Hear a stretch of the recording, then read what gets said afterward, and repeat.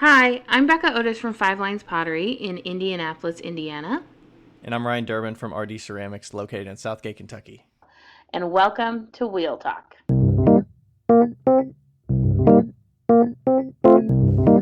Hey guys, we've loved answering all of your questions so far. If you'd like to hear your question on the podcast, please send them to us on Instagram at Wheel Talk Podcast or by email to wheeltalkpodcast@gmail.com. Thanks.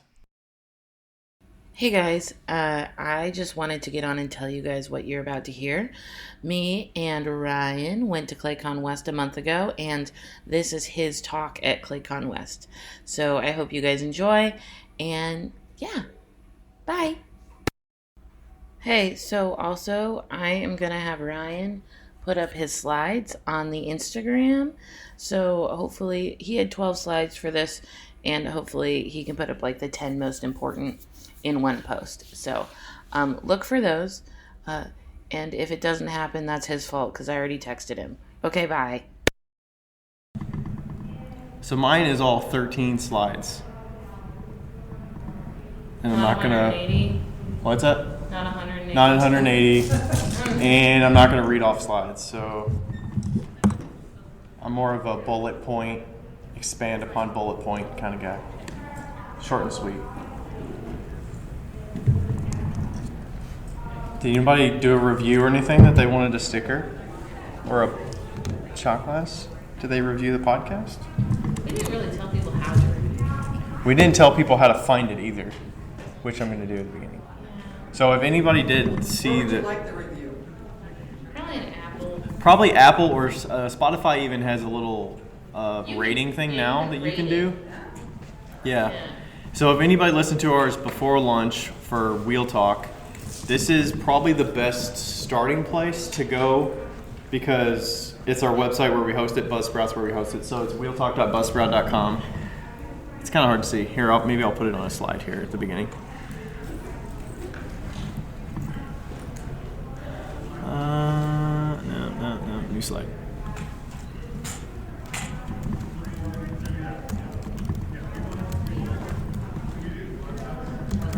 Wheeltalk.buzzsprout.com. That's probably the best place. And then when you get there, you'll see it's got our faces and then description, and then you can see all the episodes that we've done. They're reverse chronological, so it's going to be from the one we released yesterday all the way back to the very first one.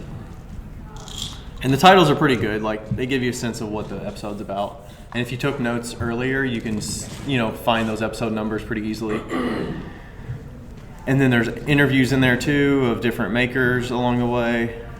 But I would say go there. And then if you already listen to podcasts, you kind of will recognize one of these platforms to listen on. You can also listen in the browser on that page if you want. Just click on whatever episode and then listen to it in the browser. And I think you can lock your phone. Like, it'll still play through the audio if you lock your phone and stuff. So, but yeah, like I use iPhone, so like Apple Podcasts is what I listen to all of my podcasts on. But Spotify's on there, Google Podcasts, Amazon Music, so yeah. And if you don't listen to podcasts, then maybe the browser's easiest for you. And then you can also see, you can't see the length of them in here, but if you were to go into individual episodes, you could see that, how long they are. But on average, they're about an hour and a half-ish. So is there an advantage going to the other direction? The other platforms, like there's ways that you can subscribe to it, so it'll automatically download the newest episodes for you, or it'll notify you when a new episode's available. Okay, that's one. And you can also like I'm kind of weird. I'll listen to it on like 1.5 times speed because I listen to a lot of podcasts, so I want to like get through the content quicker because I don't want to spend like 2 hours listening to stuff. Or if I listen to a lot of podcasts that are like longer form, that are like 2 or 3 hours long, and I listen to them faster speed. So like you can do that on Apple or on Spotify or whatever. Listen on faster speed, or you can like skip ahead 30 seconds or 15 seconds or skip back. It's hard to do that on the You can do that on the browser in the app or whatever. Like if you go to one and you play it in here, but it's it's like listening to it it's inside a screen, so it's like really small. The player's not like intuitive with your device as much. Okay. But you can see it's got like the play, the fast forward, the back, and it's got the different speeds that you can listen to it at. But at least here you can like play it in the background and, you know, see what you enjoy listening to of it. So that might be a good just starting to see what looks interesting to you. Okay. You know, somebody was asking about like social media. You can just scroll through here and find the social media episodes and go that route. Like these talk about Instagram 74, 77, social media boundaries. Like that's another social media one. So I'd say that's a good starting place. And then if you do have a podcast platform, you can, you know, if you're on one of the different ones, that links to each individual episode on those platforms. So, yeah, that's a good starting place, though. All right, so we'll go ahead and start. We're almost 10 after, so I'll go ahead and start. So today, I'm going to be talking about diversifying your income. It's not necessarily going to be like, here's how you should do it. It's more like these are how I diversify in different ways that you can sell your stuff. And I use a number of these different techniques of selling in different ways. So I'll talk about that. That's my Instagram handle. That's the best place to contact me. So if you have questions or anything, I'm happy to answer stuff. All right, that's the podcast info if you want to go find that. And I think I could probably put these slides on my website afterwards. They're not on there right now, but Put up your Instagram again. oh, the Instagram. Yeah, RD is what I started signing stuff back when I started. So it's like I don't have the graphic up here, but it's like a forward D and a backward R. So I always signed that way. So I just did RD, Ryan Durbin, short for that. So pretty easy for branding, and people can find me, and it's short and sweet on Instagram to type in. So, all right. So that's the podcast info. That's the website. I would say start there. And then today we'll do a little bit about me. We'll go through a number of different ways to sell your pottery. And then my preferred selling avenues, like the ways over the years I've done a number of different ways, and then what I prefer. I'll go into some real numbers about my sales from 2020 and 2021 in the different platforms of selling. And then there's a little bit about how I keep track of all the different streams, because it's kind of overwhelming to sell, you know, in person and online and all that stuff and keep track of it, because the money's coming from a lot of places. And then we'll do some Q&A. So if anybody has any questions throughout, you can feel free as well. Obviously, it's a small group so far, so feel free. And so a little bit about me. I am married with 2 cats. I got married in 2015. So, you know, we've known each other for a while, got out of college, married a little bit after college. And then we have 2 cats, no kids, don't plan to have kids, and love on the cats. So if people follow me on Instagram, you probably know that I have a lot of stuff about my cats that I share, and stories and posts and all that stuff. I'm a full-time website developer, so that's my full-time job. I do remote work. I work on the computer all day, every day. So I'm kind of computered out at the end of the day. I've been doing that since I graduated from college. I went to college in Northern Kentucky by Cincinnati in tech, so I did website development in college and graduated with that. I kind of planned to do that mostly because it was a secure job. Like, there's demand for it. There's plenty of opportunities out there for that kind of industry. So I kind of went that route. I'm more conservative with the finances, and that kind of jumping into the art full time was a little bit more overwhelming to me. But I did minor in ceramics because I really enjoyed the process and the resources you have at college, because there's, you know, we had a wood kiln there, we had gas kilns, we had all the glazes, and you learn how to, you know, make whatever you want. You have studio access, you have wheels and everything like that. And, you know, that's what I really enjoyed at college. And then I do part-time pottery. So I pretty much work in the studio most days. I would say 5 to 6 days a week I'll be in the studio or doing something for the business. Probably like 6 p.m. I'm like a night owl, so like 6 to midnight. I'll be doing things for the business. If I'm not, like, you know, I have a meeting for this, or, you know, if we're recording for the podcast, like, we'll be done at 9 o'clock on a Wednesday and we'll record, but I'll work in the studio for a couple hours before that. So that's the pottery, and then the history is more like I started in 2007. So a lot of people start in like high school and stuff like that. So I did that in high school. Then I did the college, 4 years of college, graduated, and then I was selling basically after graduating, and started selling in 2016. I actually graduated in 2013, but wife was doing graduate school and all that stuff. We got married, and then I didn't really have a steady.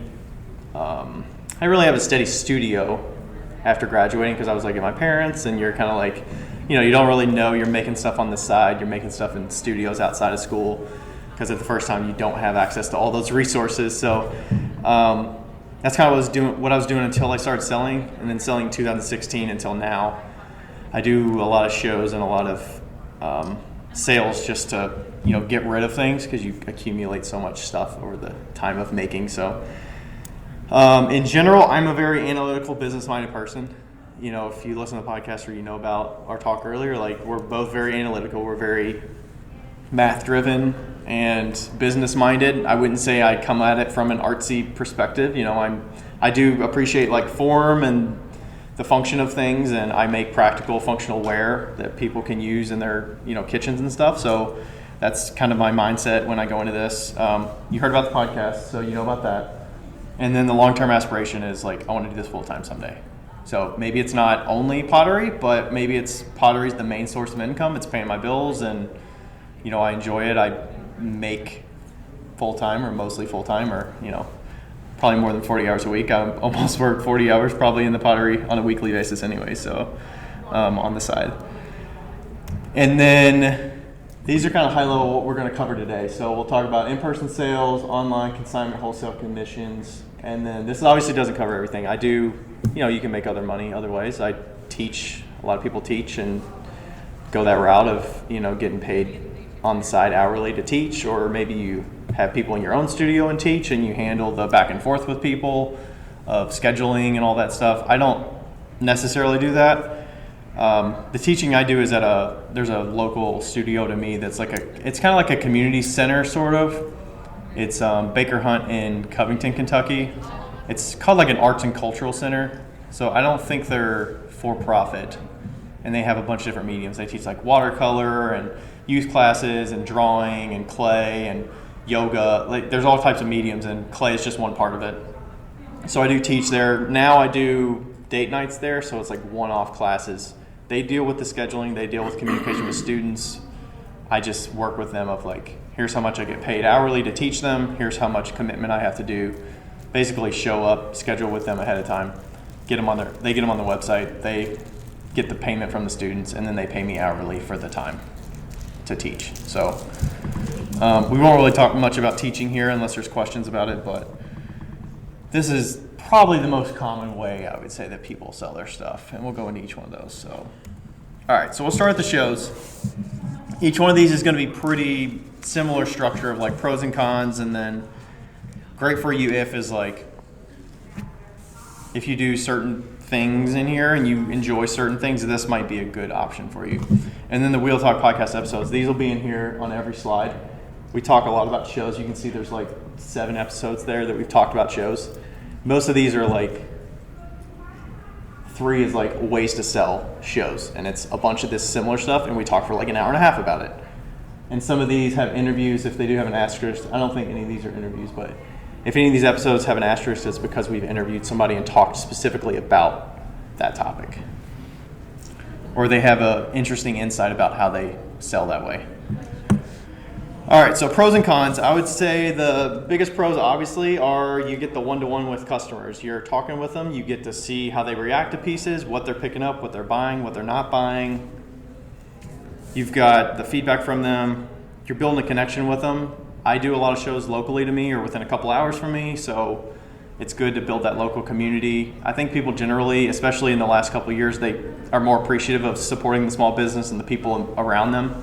They want to support those that are, relying on this for their income and whatnot. And, from this, you get to set up your booth however you want. If you enjoy that experience of setting up and creating an experience for them, you also get the flexibility to do that. I mean, usually when you sell at a show, you get the physical space, and everything else is up to you, what you want to do with it. So That's a big pro for a lot of people. It could also be a con. It does require a lot of equipment. Requires, the tent, the weights, the tables, the shelving, all that stuff. It does cost a lot of the money to get all that stuff. I started off super simple. Like, this is my tent from the show I did in the summer this year. But my first show ever, I did, I had a bunch of shelving units that were secondhand or we had at my parents' house, and I got a cheap like Quest tent from Dick's Sporting Goods that has like the slanted legs and it had like an orange top, and looking back at those, it's like, oh my gosh, come so far. But it does take a lot of equipment. You just kind of improve over time. You kind of get started somewhere, start with what you have, and then kind of work your way up.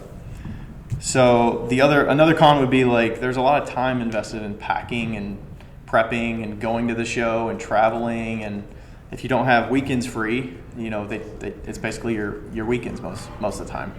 There are some shows that sell during the week.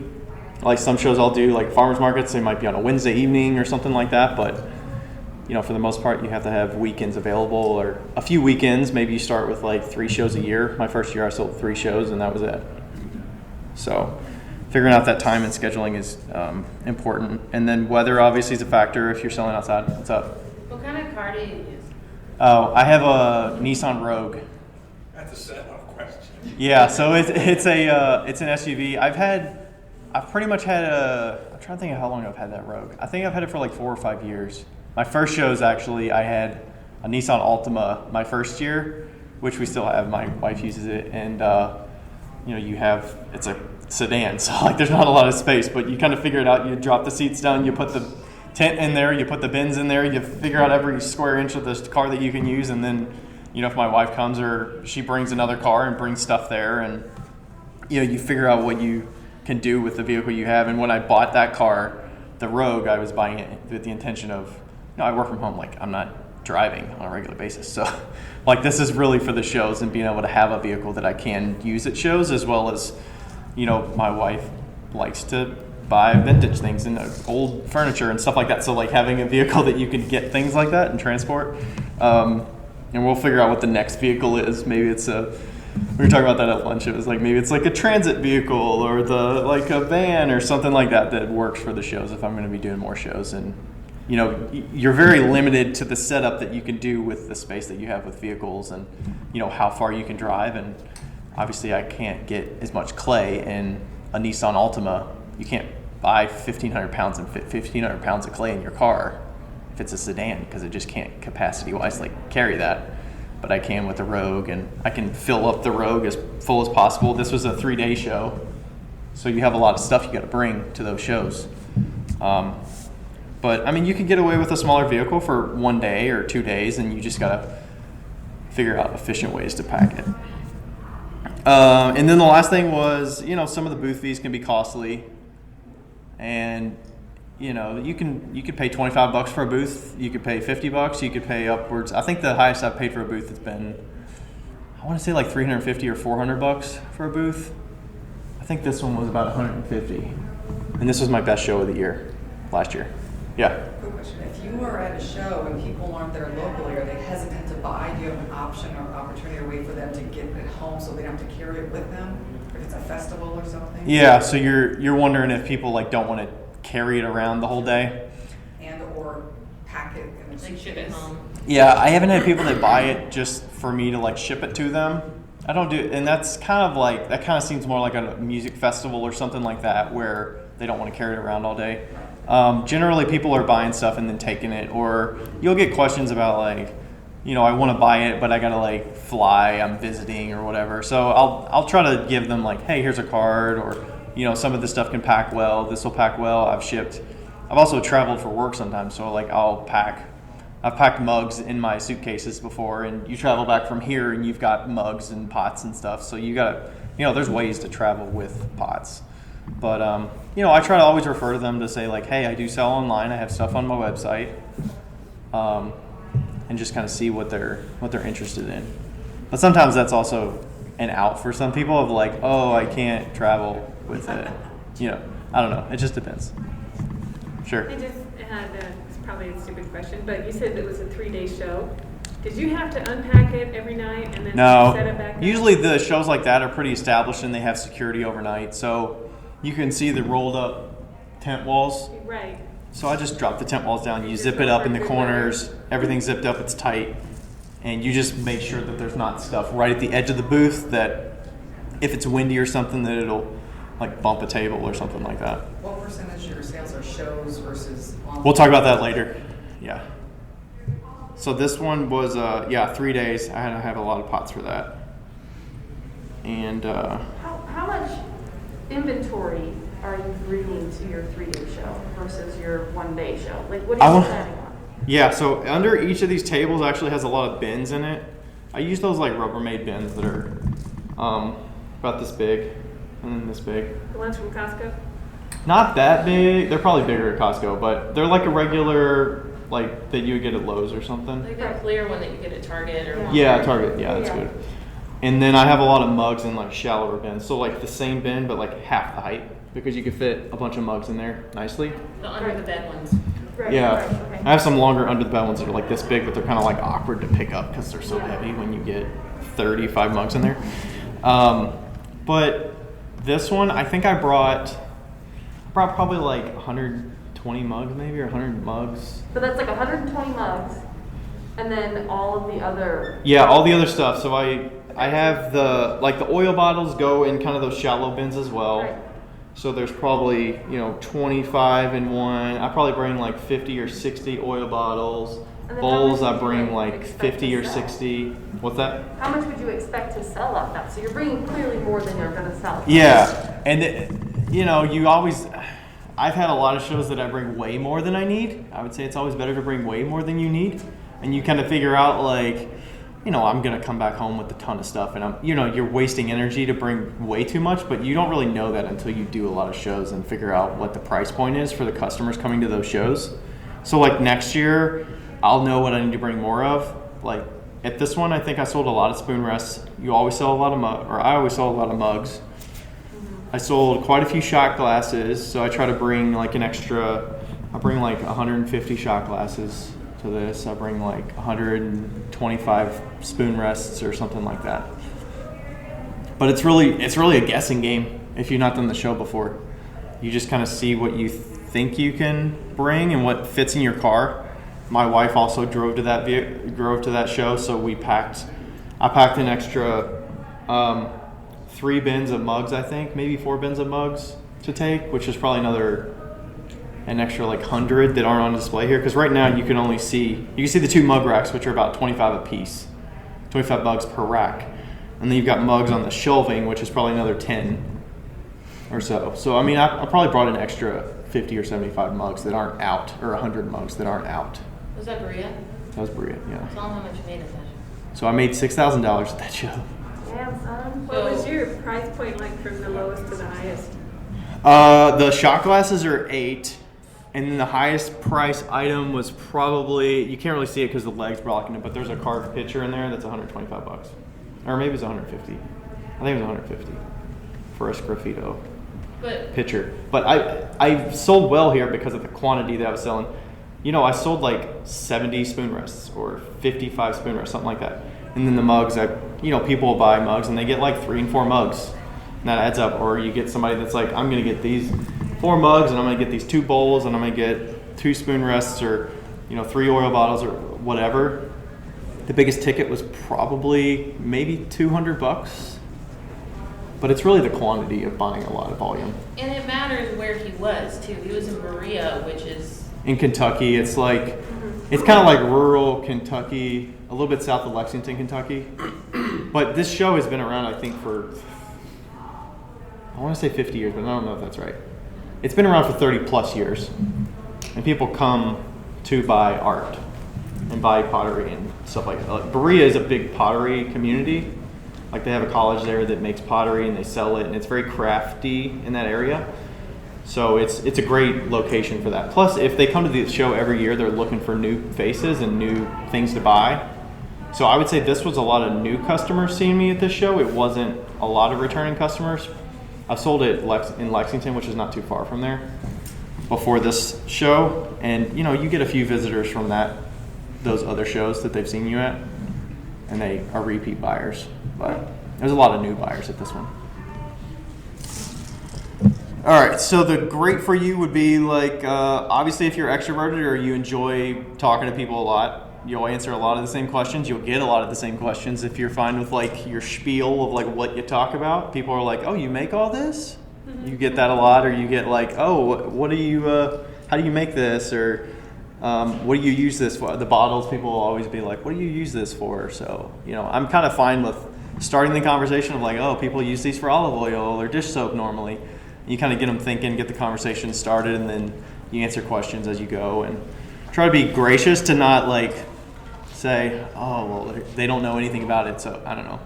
I just feel like it's good customer service to treat everybody like they know nothing and just answer their questions as they ask them, and don't assume that people like know what's going on, Because there's way more customers of people that you're going to sell to that don't know anything about pottery than people that know about pottery. And I don't sell to other potters necessarily. I sell to a lot of people that don't know anything, and they want to know how they can get something to gift, or they want to have a mug for their collection, or sell have their morning coffee in. So there's that. If you live in an area with a lot of shows, obviously you have to have show options to sell at. Maybe you don't want to drive 4 or 5 hours to a show that you don't know what's going to happen. So I sell at a lot of shows in Cincinnati. There's plenty of show options. There's a lot of shows that are on similar weekends. So there's 2 or 3 shows in a weekend, depending on the time of year. That's a big pro if you're able to do that. A lot of times you don't like the packing and shipping aspect of sending things out online. So if you like the whole have whatever's here, I can wrap it, pack it, get it out, it's gone. Like that's great because you can get rid of a lot of stuff in like a day or two, or the same single day or whatever. That's great. You obviously make a lot of money in 1 or 2 days, so it's not a huge commitment. If you can fit it on your schedule, you can make time for it, and that works. Obviously, the weekends being available, if you are able to do that and you're fine with sitting and being outside, depending on where you live, obviously some places are not as conducive to being outside for, a summer show. I pretty much avoid July 4th weekend shows now because I've went through a couple of those and they're so brutal in my area that I'm like, I'm good. Brutal sales-wise, like people buying, or not enough to make it worth it for me. Like, there's a show that I'll usually do. It's like a monthly market that I'll do, and I might sell like $700 or $800 at the show, but it's like, it's brutal. It's like 90 degrees or whatever, humid. You got the little like Ryobi fan that's battery powered, and you blow it on you all day, but like it's kind of exhausting. So I'm like, I'll skip that weekend. I've done that a couple times. I'm just gonna take that weekend off. So, and then the other one is like, obviously you get to set up your experience. So like if you enjoy that, setting up your booth and customizing it, making it look really nice, or however you want it to look, or like Becca has specific setups for her booth and like how she likes to market it. That's, if you like doing that, then that's part of it that might work for you. And then obviously the local customer base. The biggest part is like, if you want to grow your local customer base, that's great. You get a lot of repeat buyers that see you at shows. They know who you are. They've seen what you offer besides just buying your stuff online, seeing what you have online. And they get a better sense of like what you can have for them if they want a gift in the future and stuff like that. All right, next one we got online. This photo is from a mystery box sale, which we should have talked about earlier. I've never seen that photo. I love it. It's on my Instagram. So I just like made this mountain of boxes because I think it's funny. And so we'll go into the pros and cons of selling online. Pro, you get to sell from your home and studio, and it's very flexible to the time of when you have stuff available to sell. You get to choose exactly when you want to sell stuff and when you don't want to sell stuff. You get to choose how you want to display it or portray it through like photos, videos, how you want to put things up there. If you want to do the gradient backdrop, or if you want to, like a lot of my photos are me holding pots in front of my kiln wall. It's like simple, or I do it in my backyard with my wall behind it. So it just kind of however you want to do it that makes it work for you.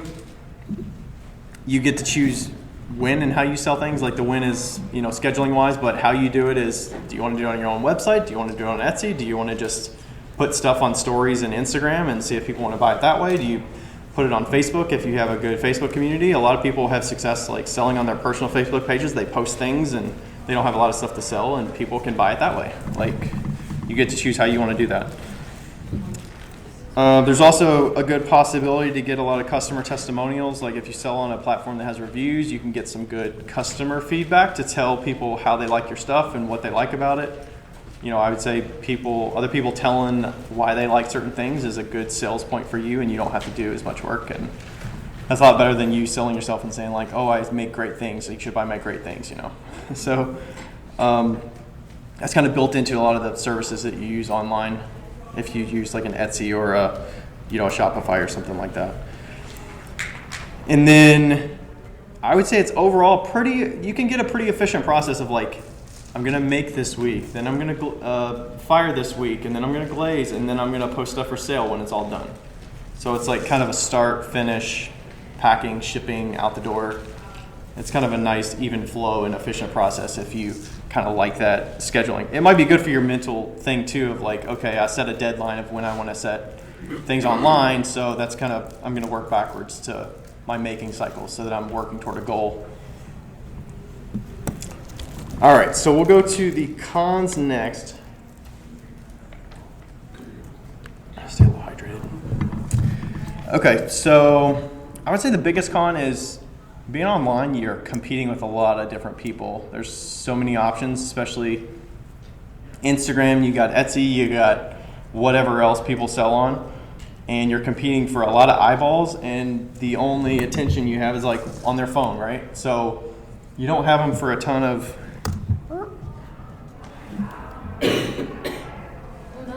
Let's turn AirPlay back on. My phone did it. Do we need to call Emily? No, I think it should kick back on, hopefully.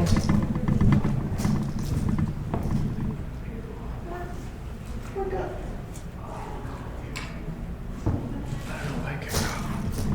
Can you text Joe? Maybe. Joe's not going to be able to do it because it'll be Emily or Rob. That's all right. I'll talk about the cons. It doesn't matter. You don't have to see the photos to hear the cons. Okay, so strong online customer base. So that could be like, you know, if you have a good Instagram presence or Facebook or whatever, you kind of have to have a decent amount of people that know about your stuff and know what your stuff looks like. They have interest to buy it, and you have a way for them to kind of convert and go to your wherever you're selling things. So I would say that's probably the hardest part, and the biggest like con to it is you have to have people willing to buy your stuff. Well, what did you do, Ryan? I didn't do anything. Touched his phone. That's his phone. Well, that's a no-no. Hello. I just picked my phone up. Well, the projector's still on. It doesn't even show the Apple TV pop up for screen mirroring. Looks like the projector moved up. No, that's where it's supposed to be, though. That's all right. By the way, sorry, Ryan, side question. Did you start a half hour early? No, I started at 1. It's 1:30 in the booklet. Does it say 1:30 in the booklet? Yeah, that's why I feel like. Joe told us 1 this morning. Well, Joe's wrong. I can talk longer. Joe's always wrong. You know that's recorded, right? It's all going to be recorded, so. Oh, you're on it. Sorry. Joe's a nice man. Is this like a podcast? Are you doing this as a podcast? It will be recorded for the Yeah, podcast. we've recorded everything. Oh, cool. I will get your coordinator to help. That's why it's all of a sudden bloated super quickly. Uh-huh. All right, that's cool. Oh yeah, it does. It starts at 1:30. I didn't look at it because I trusted you. So, That's all right. well, that's down for a second. Why don't, for the people that don't know who you are and missed your Oh, intro, yeah. you can tell them who you are. Okay. And why they should listen to you. Yeah. All right. So, how many of you came to the podcast one earlier, right before lunch? Okay, so y'all know about the podcast stuff. So, about me is I'm married, I have 2 cats, no kids, no plans to have kids. We do pottery on the side. I have a full-time job. I'm a website developer by day. I went to school for that, so I got a degree in computer information technology. I've been working in that field since 2013. So working full time, do all that kind of stuff. And then the pottery I started in high school, 2007, and then went to college for it as a minor.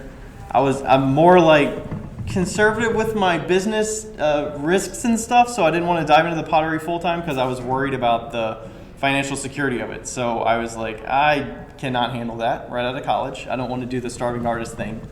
So going the web development route was like, hey, there's demand for this. There's money in this. There's security in this. I like it enough that I can do this for a while, and I'm good at it. Like, I'm very technical and analytical and that kind of thing. So that's my full-time gig, part-time pottery. Been selling since 2016, and that's pretty much the kind of backstory of the pottery side. I make a lot of functional wear. These are some of my shot glasses and stuff. So I make a lot of functional stuff for the daily use. I make a high production of things and try to make a lot of, I make 20, 30 things at a time and try to make it efficiently and make it work for the business sense of finding things that people enjoy buying as well as that I like making. And It happened in Juliet too. all right, cool. So it might be weird. That's all right. And overall, if you listen to the podcast, one we talked about earlier, like, we're both very business-minded, very analytical, very data-driven. So that side of it and the business side of it is very interesting to me. Setting goals, trying to meet the goals, setting my own, like, hey, I want to sell at shows, I want to sell online, I want to sell this way, I don't want to do this thing, or, I'll prioritize my time appropriately because I have a finite amount of time doing this on the side. So I only have, from 5 p.m. to midnight every day that I'm not working to do pottery things. And obviously things come up during the day. You get messages on Instagram, you post on there, you get emails, other things that come up. So, I gotta balance it throughout the day. And then also, I need the time in the studio, just downtime to myself to work on things, because if you don't get time in the studio, then you can't produce, and then you can't meet, I'm going to do X number of shows, so I got to have an inventory for that. And if I sell at all the other different avenues, then I need inventory for that. So that's about me. We do the Pottery podcast every week. So we host that. We release every Saturday at 6 a.m. and then we record with each other for about 2 or 3 hours every week. So we pretty much record on Wednesday nights, and it's like, hey, I start at 9, so we got to do a little bit of pottery stuff before that, and then we got to do the podcast. I got to prioritize that every week and figure out how that fits into my schedule, as well as whatever else is going on. Is it going to pop back down, and then I'll do the... Yeah, it's got to cool off. We'll see. Okay. What's your favorite, hand building or throwing? Throwing. I almost never hand build. It's just, for that, it's more efficiency for me. Like, I have a really good skill set in throwing, so it's like, hey, I'm confident in that. This is a tool. If you like hand building, you're really efficient at it. You figure out what you enjoy doing. You enjoy getting the slabs out, smoothing it out, doing the texture. Like, I'm pretty, like we said earlier, like, I throw, like, basic bitch stuff. Like, basic bitch pots. Like, production pots are really nice. I like the handles on them.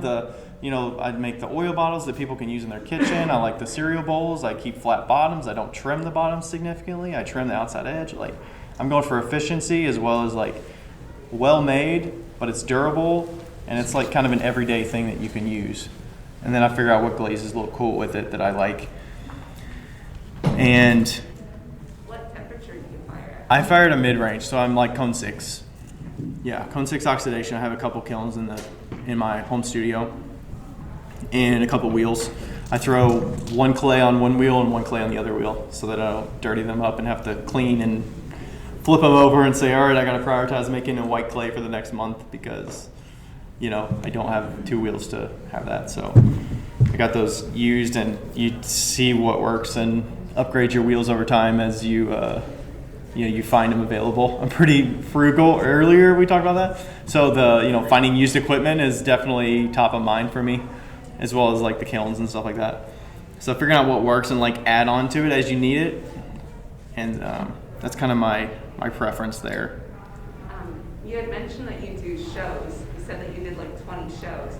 Do you go like all across the United States? No. Or you just stay on The furthest I've done last year was, and the first I've done ever is probably like 3 hours from my house. Okay. Yeah, I would say I'm kind of like 4 hours is the sweet spot. Like there's so many shows. I'm in the Midwest. Like we say like Mid-East because You're in the Mid-East. Cincinnati's like not really West, but technically considered Midwest. But like imagine like 4 hours radius from Cincinnati. I mean, you can get to Lexington, Kentucky. You can get down to Nashville almost. You know, Indianapolis has got some stuff. There's Columbus, and you know Cincinnati has a ton of shows. So I do a lot of shows in Cincinnati area, and I'm from Louisville, Kentucky. So I do a couple shows in Louisville. I don't sell as great there as I'd hope, but you know, you figure out where you sell well and where people like your stuff, and then you adjust from there. It's a lot of trial and error with shows to see what works and what doesn't work for your stuff. But I also keep a long list. I've made a list at 2016 when I started. I started making a list of like shows near Louisville, shows near Cincinnati, shows near Lexington, and I put the name of the show and then I put like the time of year when it is, so that I can like look at, you know, if I'm thinking about a show in Lexington, I'll look at the shows that I made on that list. And that could just be from Googling it, which in the show, when there's a episode in here, I think it's 86, we talk about how to find shows and how to apply for shows. And then 87 is a lot about, 87 in the podcast is a lot about selling at the shows. Like, how do you set up your booth? How do you know how much to take? How do you know, how do you take payment? How do you, what are the things that sell well at the shows? Stuff like that. Do you have to pay insurance when you do the show? It depends on the show. I would say most of them probably don't require it. I have a few shows, like last year I have about 2 or 3 shows that require it. It's usually like the juried shows that will, but if it's like a farmer's market or a monthly market, they don't require you to have it. What's up? I have 2 questions. Sure. Number 1, what are your price points for your merchandise? And number 2, I forgot number 2. It had 2. Never mind. I'll think of number 2 later. But what are your price points, and what do you find is the sweet spot for sales? So, to book in the insurance one real quick, I did start paying a premium on my business insurance this year, or 2021. Did the thing? Yeah, that's a fair amount.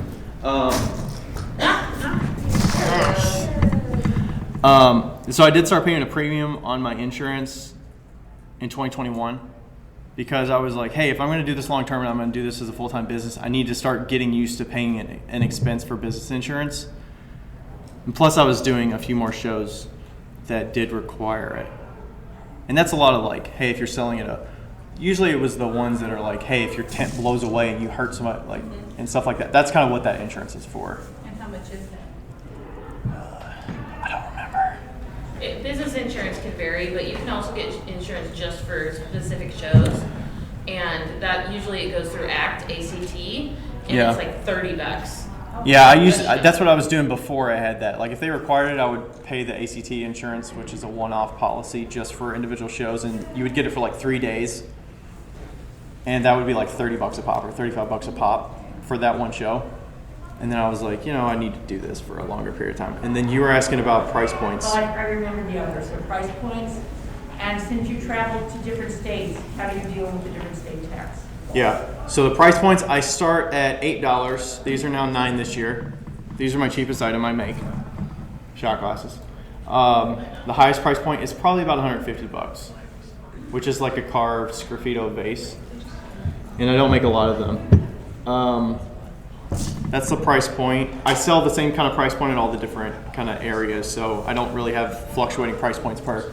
I think it just went away again. No, it's coming up. Oh. Have faith. Oh, I saw the Apple TV pop up. Yeah, we're just redoing it. Price points, and then you said sales taxes? Yeah, how do you deal with the different states? Yeah, so I'm in Kentucky, and I'm right on the border of Ohio. So I do have a vendor's license in Ohio, and then I have the business license in Kentucky. And, that one. And I have to pay, Kentucky, I have to pay quarterly sales tax, and then I do pay estimated income tax in Kentucky based on my income. And then Ohio, I have to pay twice a year sales tax. In Ohio, I don't get sheets from the shows I sell at, but Kentucky does. They give you like a sheet that says, this is associated with the state. Here's, you need to send this in by a certain date to show that you've paid the sales tax. Here's what you owe, or you need to put your employee ID number for the state to say that like you're paying the sales tax on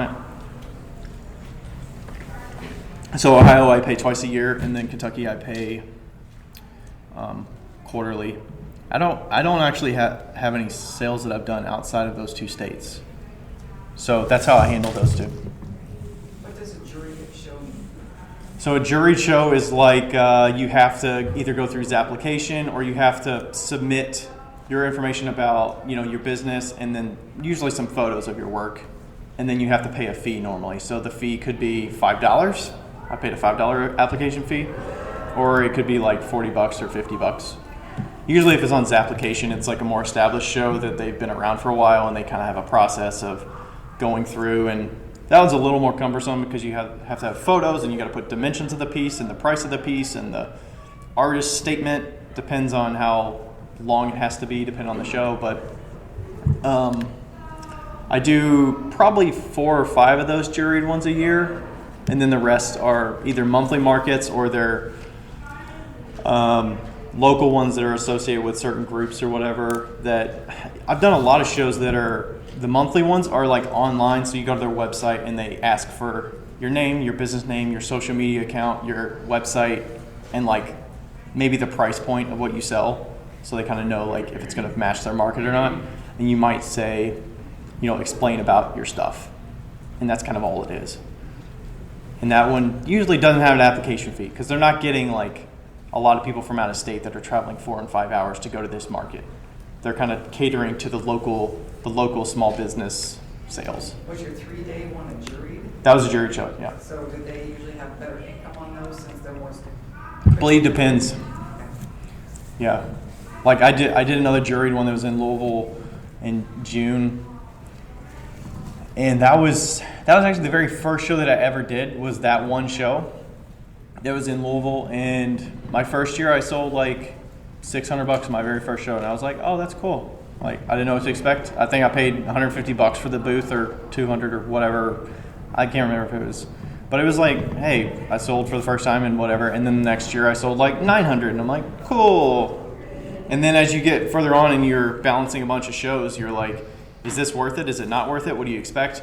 At this point, I go to a show and I kind of expect a certain amount of sales based on the type of like fee that I'm paying for the booth, as well as just the market that I expect to be there. Like if the average, and I think you asked about average price, I think you asked sort of like average price point of what people are buying.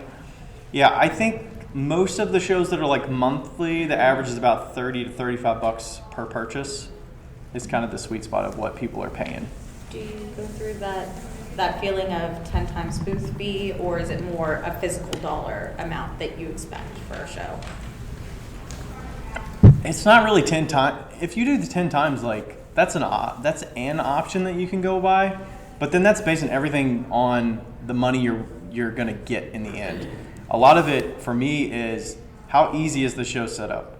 Do I get to pull my car right up to it and drop things off? Is the person I'm communicating with for the show, the organizer, like, are they nice? Are they like flexible? Is it easy to like get in, get out? Stuff like that is more a factor, as well as like, are the customers good?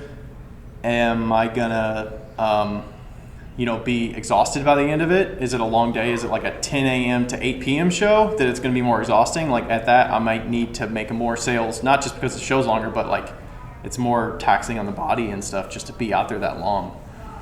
Do you prefer 1 day, 2 day, 3 days?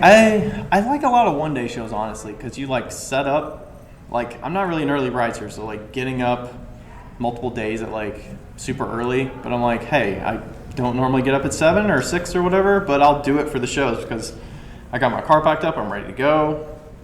You kind of get your groove of setting up and get there, and then, it's usually like 10 to 4, you set up, you do it all day, you get your booth set up in like an hour and a half or whatever, and then you sell all day, you kind of use all that energy up, because I work from home, so I don't talk to people on a daily basis that much, so, being out around people for a day is not bad, and then I get to the end of it, I'm happy with the sales, pack up, and And I go home and I like, okay, chill out on the couch, eat dinner, whatever. And then I usually enjoy the Sunday afterwards to like work in the studio, or I don't usually take it easy the next day, but like work in the studio a little bit and get some time to get some production done. So I like the one day ones a lot, but I probably do like 2 or 3 a year that are 2 day.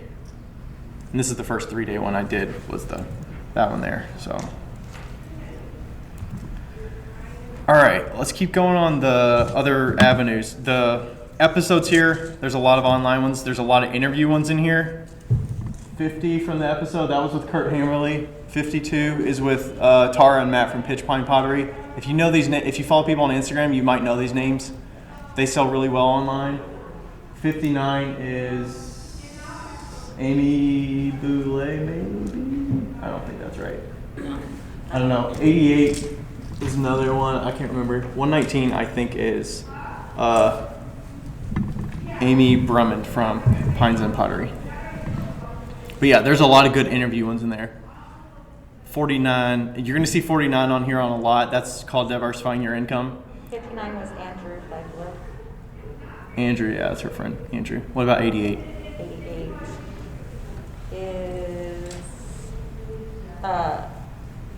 it's deleted because I listened to it all the way through. I don't know. No. That's all right. Y'all can look it up. I haven't listened to it. Y'all can look it up. Becca hasn't listened to it. Sorry. All right, next one's consignment. Oh, I didn't do the great for you if, but that's all right. We'll keep going. Oh, on Pottery. Alon Pottery. Leanne, yeah. You should listen to that one. She's great at online selling. Oh, I should probably talk about the online stuff, the good for you if. All right. I didn't even talk much about the cons and stuff. Okay, online. We talked about the cons, the strong customer base. You need some kind of solution for packing and shipping.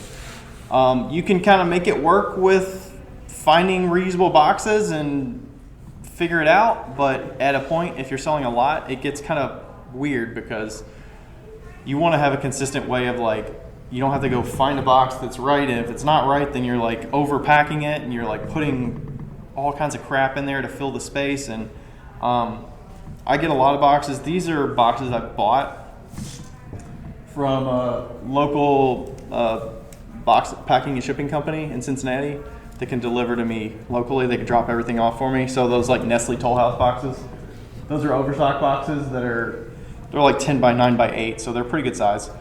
And they're like 33 cents a piece. They're closeout. And they're nice and thick. So these were mystery boxes. They have 3 to 4 items in them. And they're going out all over. And you can see I got some clay boxes in here. We're using those. Do your mystery boxes have seconds or are they all first? Yeah, they have some seconds in there. They specify when they buy it if they're all open to seconds or not. Mm-hmm. And usually they'll get like 5 or 6 pieces instead of 3 or 4. And it's a mixture of firsts and seconds in there. All right, more things for the packing and shipping. You need. So I've got to a point with the, I use the reusable cornstarch, like not reusable, the biodegradable peanuts. Like those are good void fill for me. I do get the boxes from a place that the local place, or I get some of the USPS boxes, like 7x7x6. The kind of cube-like boxes are good for mugs. If you ship a mug or an oil bottle or a bowl, like those are perfect for me to ship individual items. What's up? Do you use bubble wrap? I do not use bubble wrap. And we talk about it on an episode about bubble wrap. So the bubble wrap, I've had issues. So 2020, I sold mystery boxes. There's a lot of things in them, right? So I was using bubble wrap. And I figure out that you break a lot of shit when you use bubble wrap. If you don't, especially the big bubbles, like the 1-inch bubbles. Because when you ship things and they go all across the country and the air is fluctuating in the planes and the elevation and all that stuff, like the air contracts and expands and contracts, and things move around. And that was kind of like a lesson in learning how to pack stuff, because I broke a lot of stuff, and then you ship replacements out and you're like, all right, I'm not going to do that again. So the only bubble wrap that I use are like the bubble sleeves that I get from a local place that it's like an oncology office that has a lot of medical supplies and stuff that they get boxes and packing sleeves. So I use those and like wrap spoon rests in those. because they're nice and tight. I just retired from they invented bubble wrap, so I worked for them. So I know you're saying the bigger bubbles, it has more room to bounce. So smaller bubbles, more layers. More layers, yeah. And then I use the right now I use the wrap pack, the like Giami wrap pack thing, which is the like expandable waffle kind of paper, the brown paper with the white paper. It will compress. Yeah. Yeah, so I use that and I wrap it quite a bit. And then, you know, I do use some of the like tighter bubble wrap for some smaller things, but I'm not like necessarily only using reusable stuff now, because for me, efficiency is key when I'm packing a bunch of stuff. I need it to be quick and efficient to pack, because if I get the 3 orders after work and I got to pack them, that's going to be like an hour out of my studio time that I need to pack stuff for the next day. And I'm pretty much like pack it, get it out the next day or the day after. I'm not like, okay, I'll get it to it this week sometime. When you pack stuff, so say for example, you're packing like 6 of your little cups. Shot glasses, yeah. Your little shot glasses. When would you, and you were saying that sometimes you just use the compostable peanuts? The packing peanuts, yeah. So do you put your objects in first and then put the peanuts in, or do you individually wrap? I pretty much always put the peanuts on the bottom, at least like an inch of peanuts. And then for those, if I'm doing 6 of them, I'll use the wrap pack and I'll wrap them around like 2 or 3 times so they're nice and fluffy. So like they're about this big, and then when they're wrapped, they're probably about this big. And then I put them around so that there's, probably between individual cups, like there's like a couple inches between each one with space. And then I'll put the peanuts on top of that. And then like push it down and like make sure it's all tight. It's really about like shaking it, make sure there's no like room to move. I would say if you're gonna break stuff, it's because you have multiple things in there and they're clanging against each other. That's when I've broken stuff, especially like the mystery boxes. I've broken a bunch of stuff that way. John Potter, he always talks about double boxing as his like. No. I mean, I feel like that's overkill, but I also don't.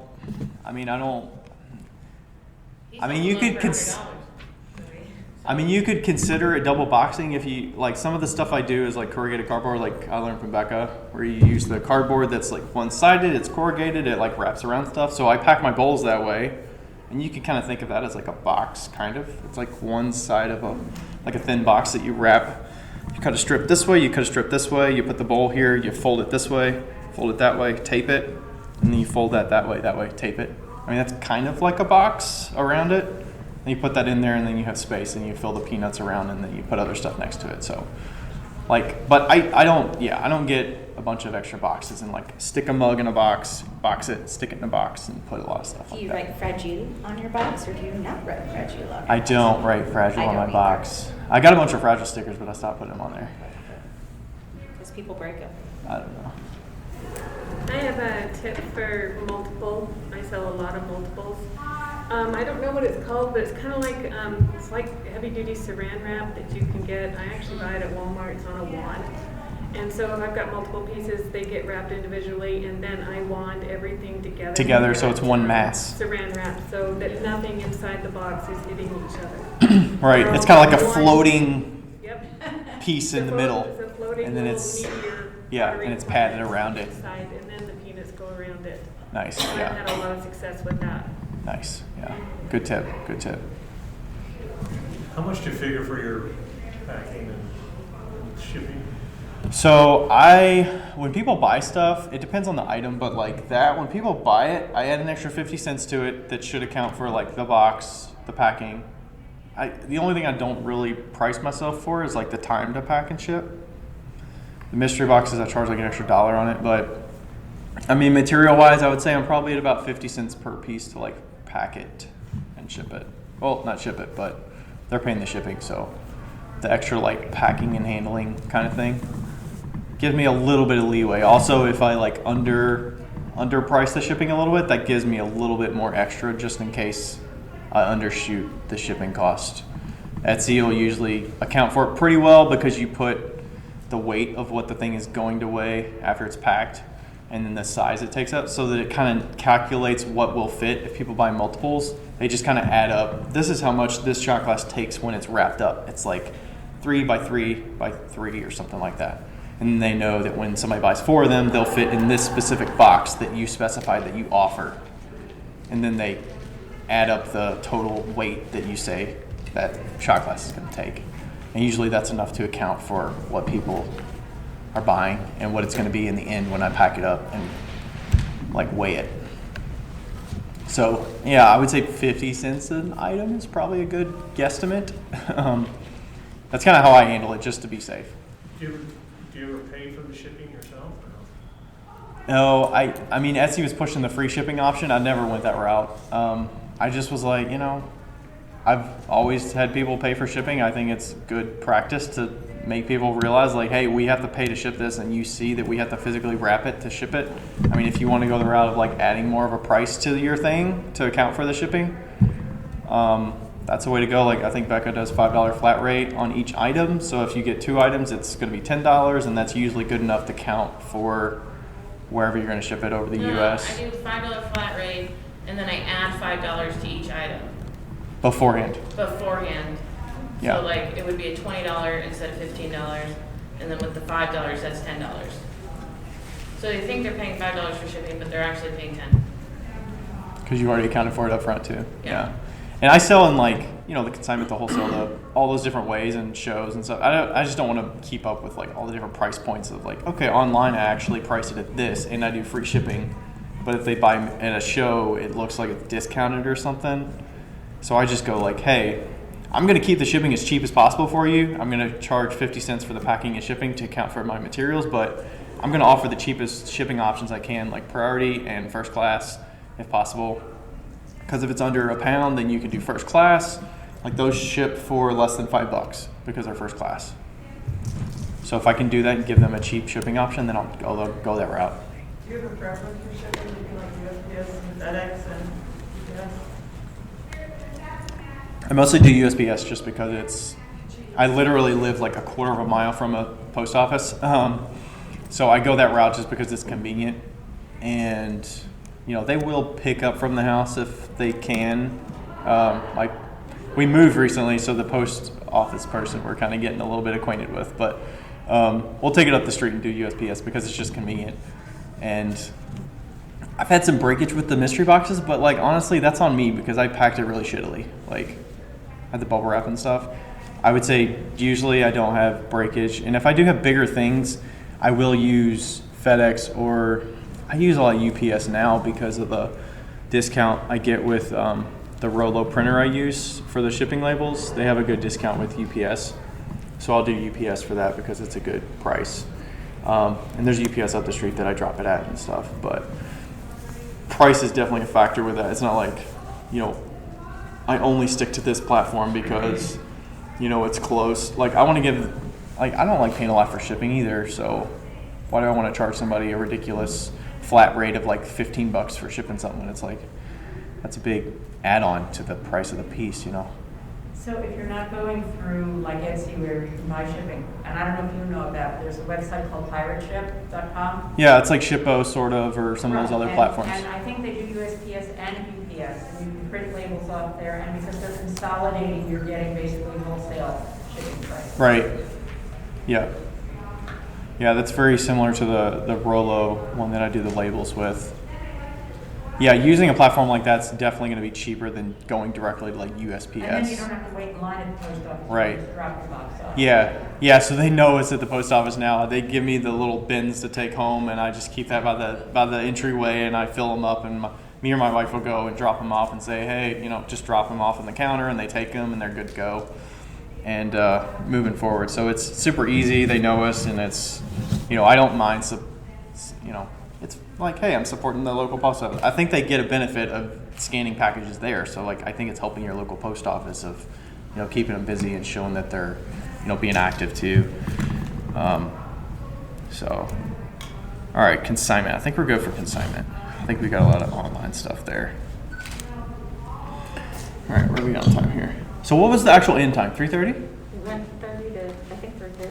2:30, wait, 1:30 to 3. 1:33.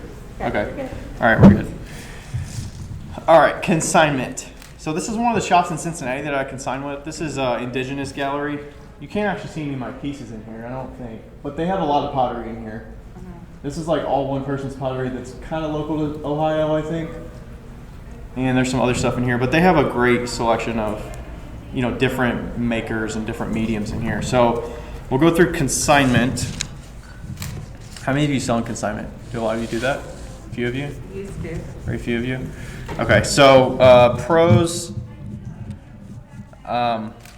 they have daily regular hours. They're a brick and mortar. You can think of them like a small mini brick and mortar for you, that they have your stuff available for people on a regular basis for local customers or people visiting or whatnot.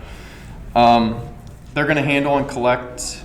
They're going to handle collecting and paying the sales tax for you. So they're going to give you a check, but they're going to pay the sales tax. They're going to handle all that stuff for you.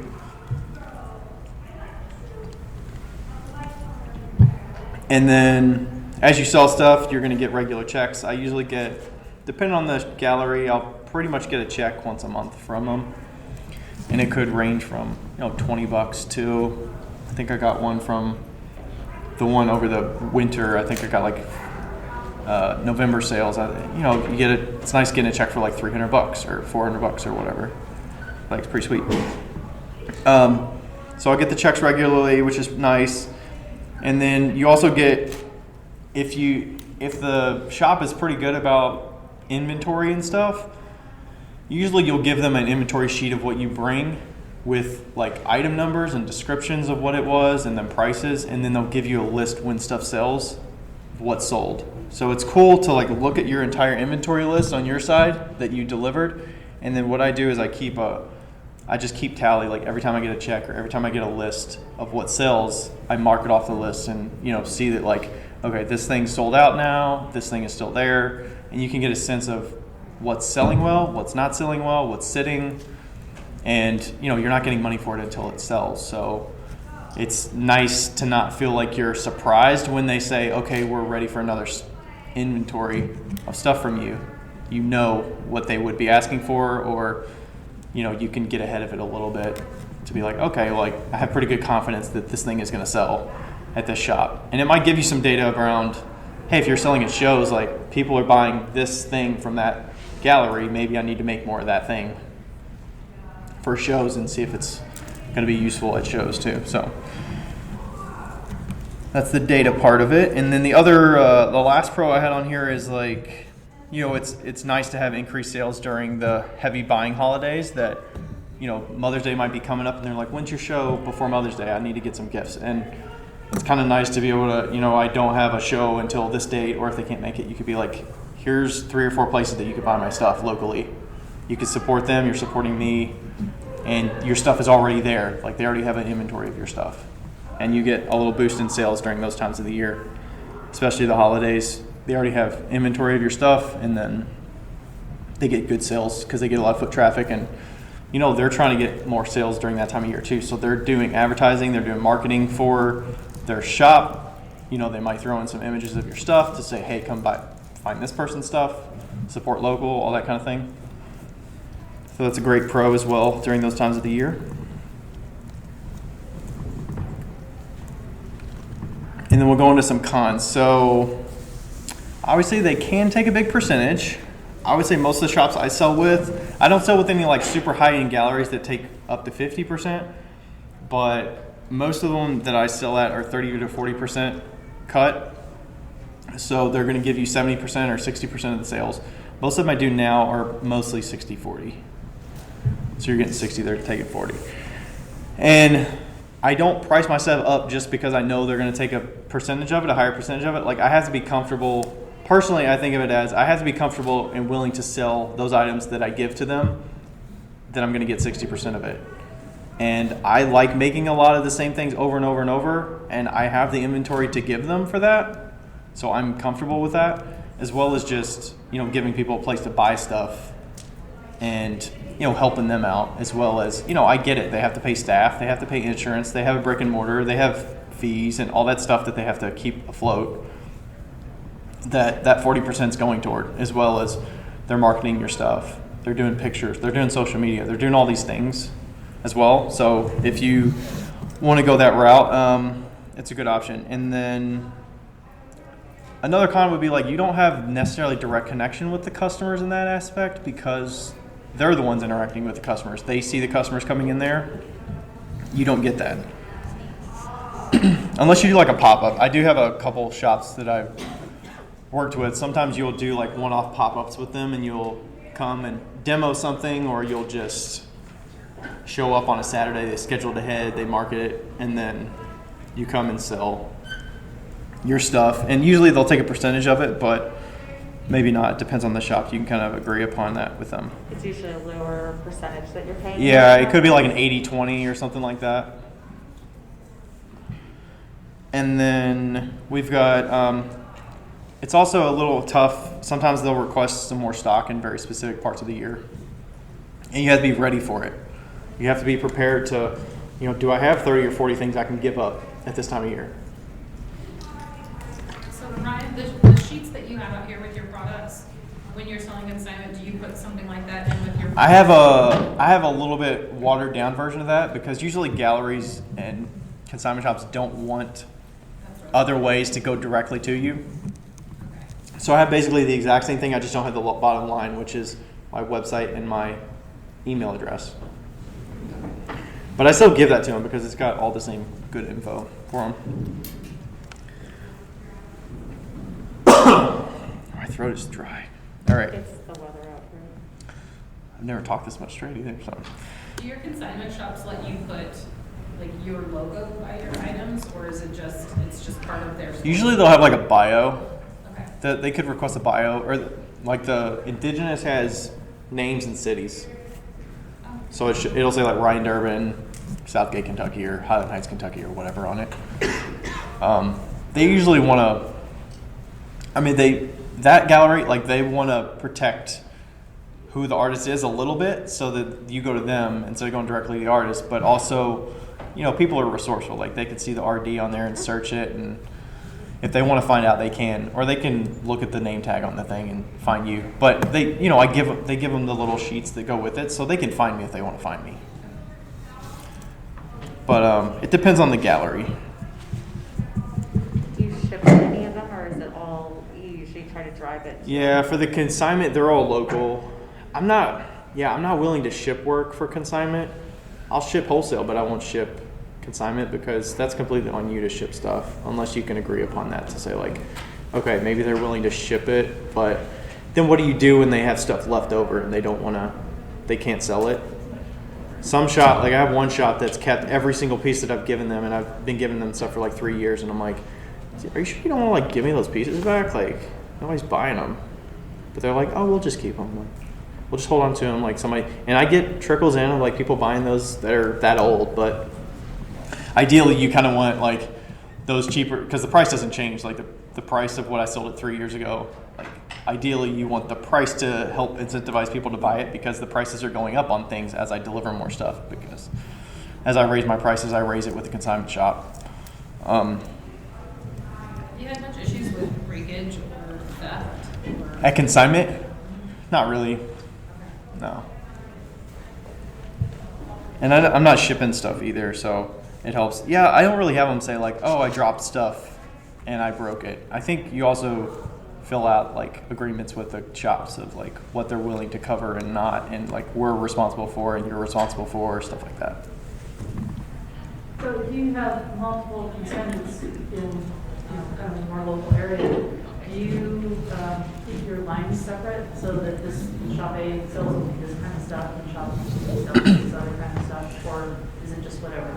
Yeah, so yeah, each shop is a little different. This one, I only sell a specific glaze combo there, so they only have my black and blue stuff because that's what sells well there. And the owner there like requested a couple different options, and she's very like, hey, if it ain't broke, don't fix. If it ain't broke, don't fix it, kind of thing. So, this sells well. People know this, they buy it, and she requests certain items. So, usually she has like a gamut of different forms that she requests. And as I make new things, she might say like, I'd love to have some of your carved stuff. I have to balance that out as like, can I make money if I sell the carved stuff at 60%? And I've had to say like, hey, I can't consign that. And I've had another shop say that, like, they want the bright colored carved stuff, and I'm like, sell a mug for $60. Like, I can't sell that for, what's 60% of that? 35 or something like that? Like, I can't make a profit selling that for $35. So I just say, I'm sorry, I can't consign that. Like, it doesn't financially work for me.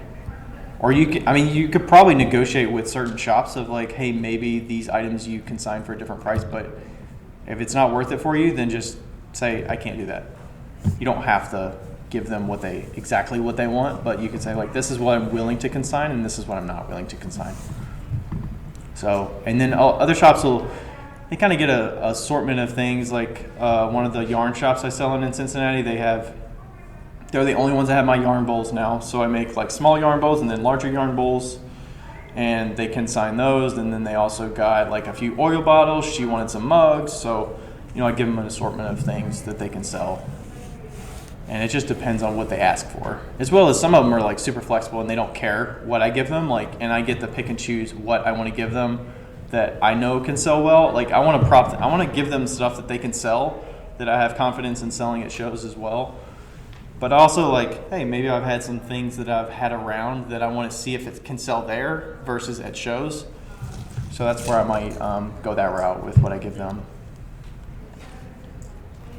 All right, let's see, what other, got the cons, I think we did all the cons. All right, and then I would say this is good, like if you could create a lot of things and you have inventory to spare and you can wait, if you don't need the money like right now, then consignment might be a good way to go. When I first started, it took a while. Like I might have not got a check the first 2 or 3 months, and then you start getting checks and it's like, okay, like people start to know your stuff is there and they get familiar with it. So it takes some time if you can wait for it a little bit and kind of weather it out of having your pieces out there and not expecting a check every single month. You're like hoping for that consignment check to come in, but it's just like a little bit of boost, a little bit of something extra when you do get it. And the most thing is probably, besides the making a lot of stuff, you have to be able to like be profitable and like make money on it when it sells at 60 or 70%. So is it feasible financially to sell things at that price? And then I would say just best if you're looking to grow your customer base. It's nice to just be able to say like, hey, you can buy it here and people will see your stuff. It's cool when you see people at a show and they're like, oh, I bought this thing at this shop. Do you have stuff at this shop? I feel like I saw your stuff before. Or they recognize your work and then they come to a show and they see it at a distance and they're like, I recognize that. Like, I think maybe I got something from them or I saw that somewhere. So it's kind of like the perpetual, like something about seeing something a number of times will like make it easier to buy it kind of thing. I don't know exactly what that is, but you know what I'm saying. You see things over and over. And we haven't talked about consignment a ton in the podcast, but there's a couple episodes. 5 is directly about ways to sell consignment. And then 49 is the diversifying your income thing. So, all right, wholesale. This one's similar to consignment. It's a little bit different. Biggest pro for this, you get that money up front or like net 30, so you'll get paid within like 30 days after you get it done. That one's nice. I do wholesale a lot of these shot glasses. This is like piles of shot glasses in my discount on the left, and then a bunch of shot glasses going out for a wholesale order on the right. High quantity, consistent forms, that's a great pro if you like making the same thing over and over and you can throw consistently. It's good for that. And then ideally, if they're regular clients, you get kind of continuous orders. You get them over and over. They come back, they're happy with it, people are buying your stuff. Then you get that consistency. I've had new wholesalers that joined in 2021. They reach out just through like, a lot of the shot glass wholesalers were from Etsy this year, and they'll see the shot glasses and they'll be like, hey, do you like wholesale these? And I get to have a conversation with them, and you get one order, you deliver it, you get it done in a timely manner, you meet your expectations of what your timelines and shipping it out, made it super easy for them, and then they come back and they order again. So that's really nice. So for the wholesale, how does that work? Is that like a company that wants to sell your stuff in their store, or Yeah. So the wholesale generally is they're buying your thing at a discount so that they can sell it, and then they make the profit off what they sell it for. What kinds of stores have? It's usually a lot of like smaller stores. Like one of them is I'm trying to think of the most consistent. So one of them is a local coffee shop up the street from me. They buy mugs. So they buy them at 50% discount, and then I hand deliver them. And we'll talk about the business part of it a little bit here in a second. But generally they're buying like 12 or so mugs, or maybe a little more when they first ordered. And then usually if you're shipping it, they pay for the delivery, so the shipping and packing and stuff. And then they're paying a discount on it. And you should be getting their reseller's permit when they are selling it, because that shows like, hey, I'm agreeing that I can sell it. Here's my shop information. I'm responsible for paying the sales tax on it, because you are not paying sales tax on the items you're wholesaling, because the customer is going to pay the sales tax when they buy it from that company. And you're reporting the income as a wholesaler, but you're not paying the sales tax on it like you would if you're selling at a show or something like that you collect sales tax on. Do you have, like, let's say I'm a new wholesaler for you or contacting you. Do you base it on a dollar amount that they have to order from you off the bat, or quantity? And it's a dollar amount. And then what about resale? Or reorder? Yeah, the minimum for me for a first order, it depends a little bit based on the item. So if it's shot glasses, I'll set the minimum at, I want to say $250 wholesale. So these wholesale right now I'm going to bump it up a little. I'm going to bump it up to $5 a piece, but they're $4 a piece because I was selling them at $8. So they pay $4 a piece, and then they would get to $250, which is, what is that, like 30 something? 250 divided by 4? 62 shot glasses. So that's quite a bit. I think I might have lowered it last year a little bit. I might have given them like 200 a little bit, because that's 50 shot glasses. Like, that's a good number for me. So that's usually a first order. If it's mugs or something else like that, I'll usually set the minimum at least 250, usually like 300. And that's after it's already been discounted 50%. So when you do these pricings and these minimums, are they of like a variety of mugs, or is it like this mug or this mug? It's the mug based on the size. Okay. So it's like a 12-ounce mug. Like, there's a mug out there. The mugs out there that are like $32. I'll wholesale those for $16. Okay. And it's a 12 to 14 ounce mug, and they get a choice on like the colors and stuff. If they want to put input on the colors, I'm not giving them custom colors, but I'm giving them from the assortment of glaze options I have of like these.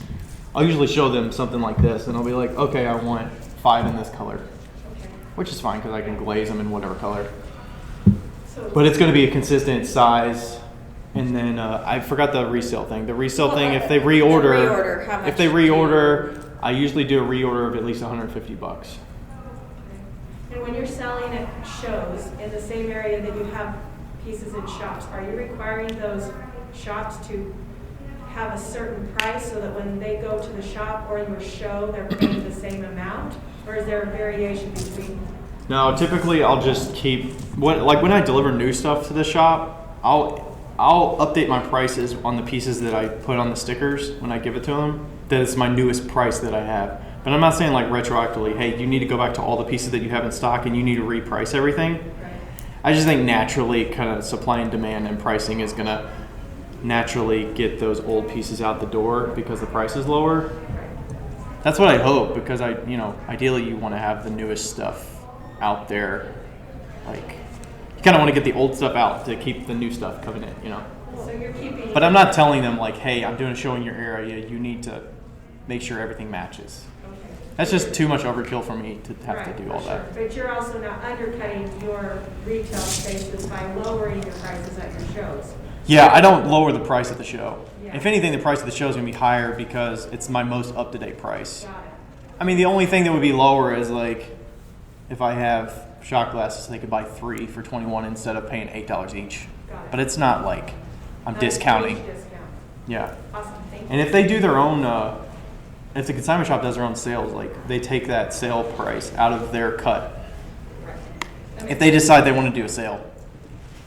They're not cutting it from mine. Like, okay, I'm dropping 20%. I'm going to take 10% off yours and 10% off mine. They just take 20% off of their cut, and then they're still paying me 60%. I think that's how it works. Yeah. I think that's how most of them do Well, it. and so. also if it's wholesale, you don't, I mean, they're buying it at half off, but if they wanted, let's say, to take one of Brian's shot glasses that they paid him for and sell it for 12, he I don't doesn't really own care, it, honestly. But you also don't own it anymore. You kind of give that up when you're wholesaling. Yeah, I mean, you could Consignments. give them some like suggested retail price stuff when you go through the wholesale agreement stuff, which is kind of part of some of the cons a little bit is like, hey, you need to get, it's really like you're doing the B2B relationship with them. So, you know, you need to figure out the business side of it of like contracts and policies around what you need to agree upon. You know, the policy would be like, this is my minimum. This is what if you're reordering, this is what you would pay. This is my suggested retail price if you want to put that in there. If you don't care, I mean, it's more important if it's like immediate to you and they're like kind of competing with you a little bit. But honestly, I don't really care what they're going to sell it for. Like, I would say generally, I say like, this is my retail price. Like, you could sell it for this. But I mean, some of the shops are in like Massachusetts. I've never physically been to their shop, but they've ordered from me. They've showed me the reseller's permit and they've reordered. And I packed the stuff up. I've shipped the stuff out. You know, some of them are in like, one of them's in like West Virginia. I've never been to their shop, but they've ordered from me. I've looked them up online. I see their shop. I know they're a real thing. They've sent me their reseller thing. They order, they pay me the invoice before I ship it. So like, I'm confident and I'm cool. Like, sell whatever you want to sell it for, as long as I'm happy with the money that I'm getting for it, for the wholesale. So the other cons, obviously you have to have a lot of ample inventory. Like, you have to be able to produce inventory to be able to get that out the door. It's kind of like consignment, really. You got to have the inventory to give up for it. And a lot of the wholesale ones, you're kind of making to that order. So, you know, I might not have 25 mugs that are just sitting around that I can wholesale that are ready to go in that specific color. But maybe I have 35 that are bisqued that are sitting on the shelf that will match what they're wanting. And I can, you know, I can make more mugs to get them in the backlog to like fill up the bisque shelf next. But I can also, you know, glaze 20 of them for that shop based on their wholesale needs. And I can make it work in a timely manner. But usually I'll like, pretty much any wholesale order, I'll set a timeline of at least 4 to 6 weeks. Like I said, I do this on the side, so like it's not my full-time job. I don't also want to commit too soon and then not meet the delivery timeline. So I give myself enough flexibility that I can meet whatever timeline I give them. And if it's right in the middle of the season, I'll say 5 to 7 weeks. If it's right in the middle of the show season, that I know I'm going to need those pieces on the shelf to restock for shows. I'm not going to give a wholesale order that I can take to a show and be guaranteed that I could sell it, because that's just like, why would I give it to a wholesaler at 50% if I'm really confident that I could sell it at a show? So that's kind of on me to figure out the business side of it to like make it work. Do you have your wholesalers pay you up front, or do you give them like a 90-day? I usually do they definitely have to pay before I send it. Okay. That's almost a guarantee. Like I talked about it on the podcast at once, but there's a wholesaler, they did buy like 50 of my shot glasses, and they wanted 100 of them, but they were trying to get them for like the holidays. And I was like, I can't commit to 100 for the holidays because I was doing shows, but I can commit to 50 in this amount of time. This is what I'm going to get to you in time. Send them an invoice for the 50 of them with the shipping, all that stuff. They were a little slow, but they did pay it, and then I shipped it out. And then I still had I got the other 50 ready like 2 to 3 weeks after that. I was like, I can't make 6 weeks, but I can make like 8 weeks for all of it. And then I still have those 50 sitting. Like, they never, like, I kept sending them invoices. They were like, I have an issue with the payment. Like, because I changed the Square to they call it a ACH bank transfer. So it's basically like direct deposit kind of. You put your bank info in instead of your credit card, because on Square, the credit card fees, they're going to take 3%. So if I'm already discounted 50%, I don't want to get only 47%. So you can do the bank transfer and it takes 1% instead of 3%. So like that's the only way I do wholesale, through invoicing, or they send me a check.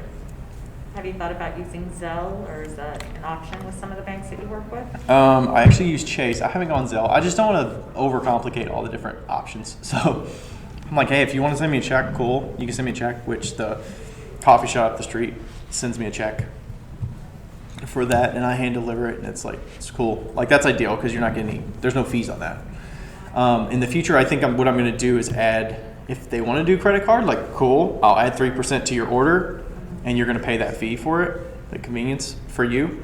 But, generally I don't ship it out unless they pay. I want to make sure the payment goes through. And like the transfer will be initiated, but it doesn't go through for like 2 or 3 days. So it's kind of like, hey, it's ready to go. You need to make payment. It will take a few days. Here's when I'm going to ship it out, kind of thing. Well, that's why Zelle is bank to bank, automatic Right. transfer. So you're usually getting it within a day, unless it's some small bank, then it might take that 2 to 3 days. And I think a lot of those you can do like email addresses, and that's all you need to do the transfer. Yeah. All right, we're 3 and 234. All right, other cons of wholesale. So for the most part, you're giving them you're doing a 50% discount on your retail price. So it's like $32 mug, you're selling for $16. So, can you make a profit at 50% discount, and it works for you? The reordering times can be a little random. I'm not in that vicinity usually of those shops that are buying wholesale, so I can't physically see how much is in stock and what they're thinking about. You can kind of be like, all right, they're probably going to buy for the holidays in like August, September. If you want to communicate with them beforehand and say like, okay, I'm probably going to be ordering. I'm trying to get my wholesale up to date. Like, I want to make sure you don't need anything, or if you do need something, I want to prepare for it. So you can reach out to them so that it's not as random. But yeah, you don't really know how they're selling your stuff unless they have good communication with you of, people are loving this. I'm going to be ordering this soon, or looking for some new items.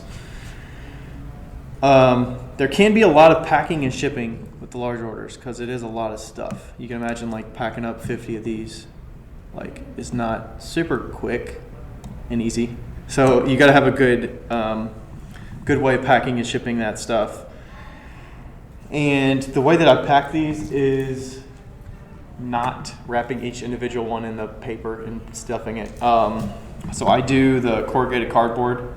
I'll do like 3 of them, kind of in a log, and then I'll put cardboard in between them. So I'll do like, if I'm packing them, I'll do like this, and then I'll do this. And I'll put cardboard between them here. I'll have a piece of corrugated cardboard that's underneath, and then I wrap the whole thing, and then I tape it, and then I close the ends up. So they're like in a bunch of tubes of 3. Bubble wrap? No bubble or No bubble wrap. So I do the corrugated cardboard, set a layer of 4 down or whatever, put a sheet of cardboard on top of that, put another set of 4, leaving space for void fill around the peanuts. And then each layer I'm putting cardboard on top just to buffer them moving around. But ideally nothing would move around. You have the void fill. I throw those little sheets in there that talk about my work, don't have a website on them and stuff like that. Put a stack of those in there, put a thank you note in there, pack it all up, make sure it's all nice and compact, and you weigh it. And then those always will go out through UPS or FedEx because it's just not cost effective to use USPS for that. Do they get charged for that packing process, or does that come off of your? I don't put as much of the packing fees in there.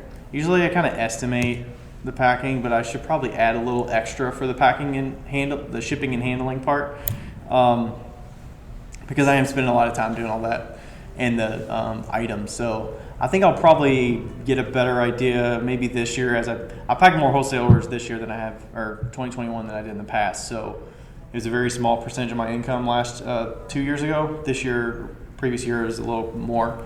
So I had to get a little more, it's taking more time, so I need to price that appropriately. So I might add an extra like $10 to the shipping or something like that.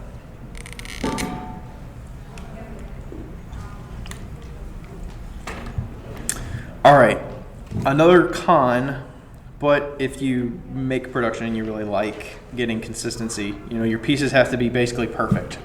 You don't want to be shipping out subpar things, seconds, things with cracks and issues. Like, you want almost nearly perfect pieces that you can ship out, because that end user is going to see it, but they can't ask you about it because that wholesaler is selling it. So you don't want to have issues and have breakage and have flaws in your work that you're putting out there. Plus the wholesaler, like, it doesn't look good on the wholesaler.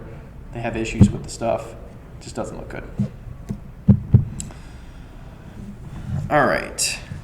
Another one, it can be hard to find the wholesale clients. You got, like I said, they could be coming to me on Etsy randomly, or they could, find me locally at a show. I've got some cards locally where people are like, hey, I have a shop.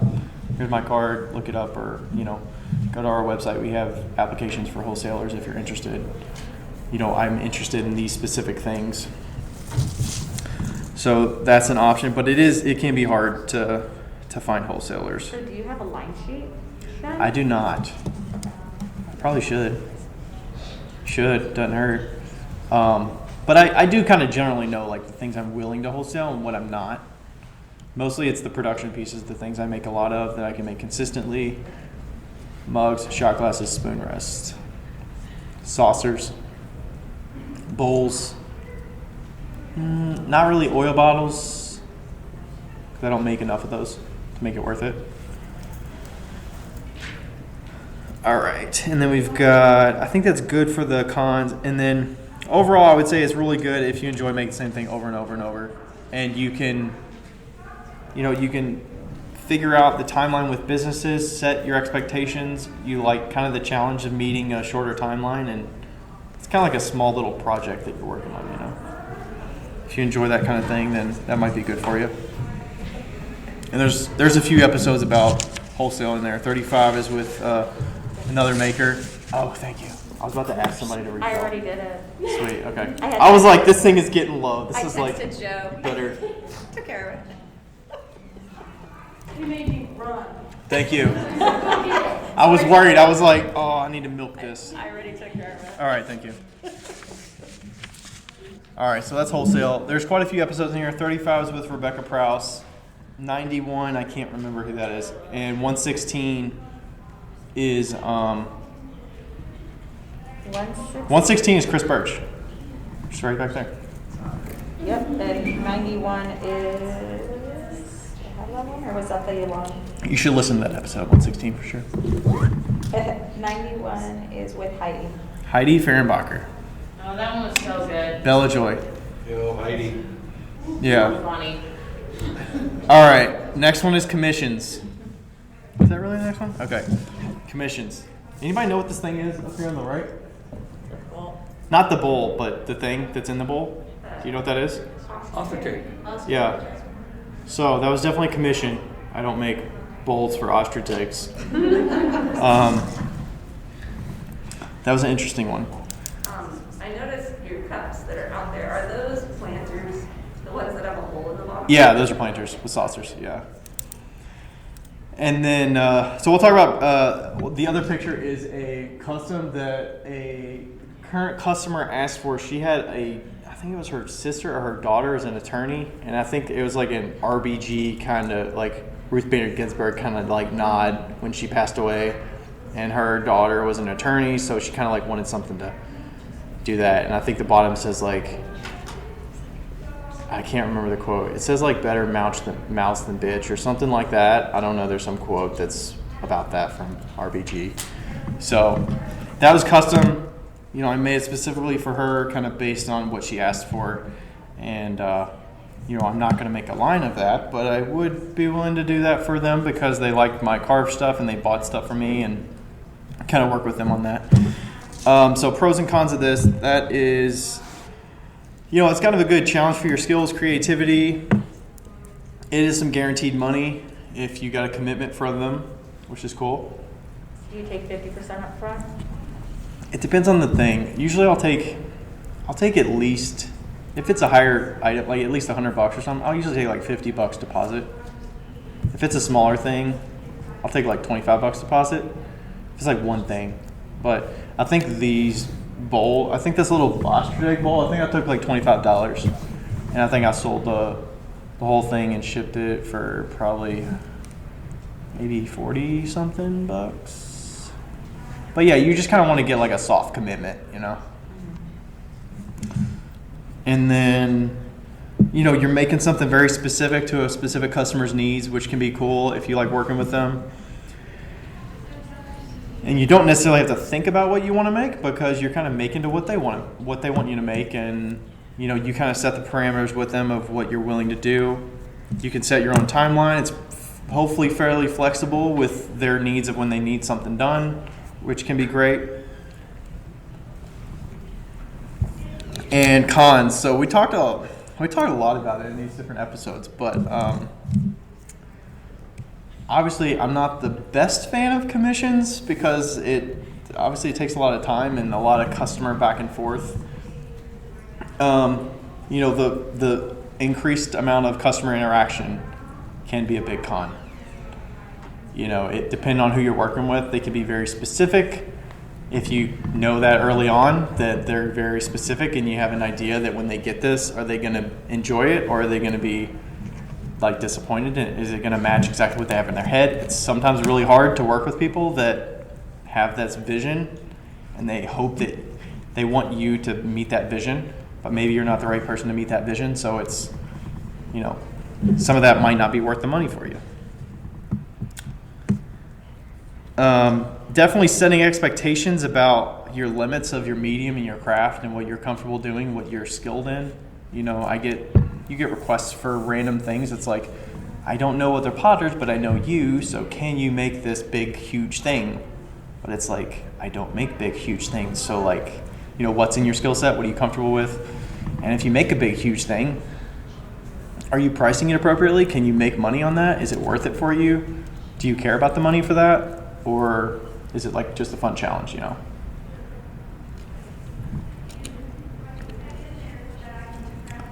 All right, another one we got is you have a chance of having extra leftovers that aren't sellable in some cases.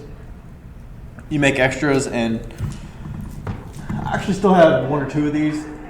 I haven't made them sellable because it's a one-off thing. I could probably put it on Instagram, put it in a story, and be like, hey, I got this extra from a custom. Does anybody want to buy it? It's kind of weird. I don't know. It's a little bit more odd to sell like extra things. And some of it's like super customized to the person. So it's like, does it make sense? Like I made some for somebody that was like getting engaged, and it says like, will you marry me on the inside of the mug? And it's like, that's very specific. Can I resell that? Probably not. But that could be like an Etsy thing that you Maybe. just have up there, and someone who's looking to get engaged would possibly buy it. Yeah, but also I don't want to like, sometimes you don't want to put that out there because it's like, oh, I see you made this. Do you want to make more for me in this color? And I'll be like, no, I'm good. So I'm a little, and I think I have a couple more of these little bowls for the ostrich egg. I think I made 4 of them because I wasn't exactly sure the diameter. Luckily, she gave me exactly what I needed, and she was willing to part ways for it for a few weeks while I made it. But, I have a couple extra, but, that would be a good little, like, ramekin kind of for somebody to use after, if I have extras. Or this would be, like, a good little cat food dish.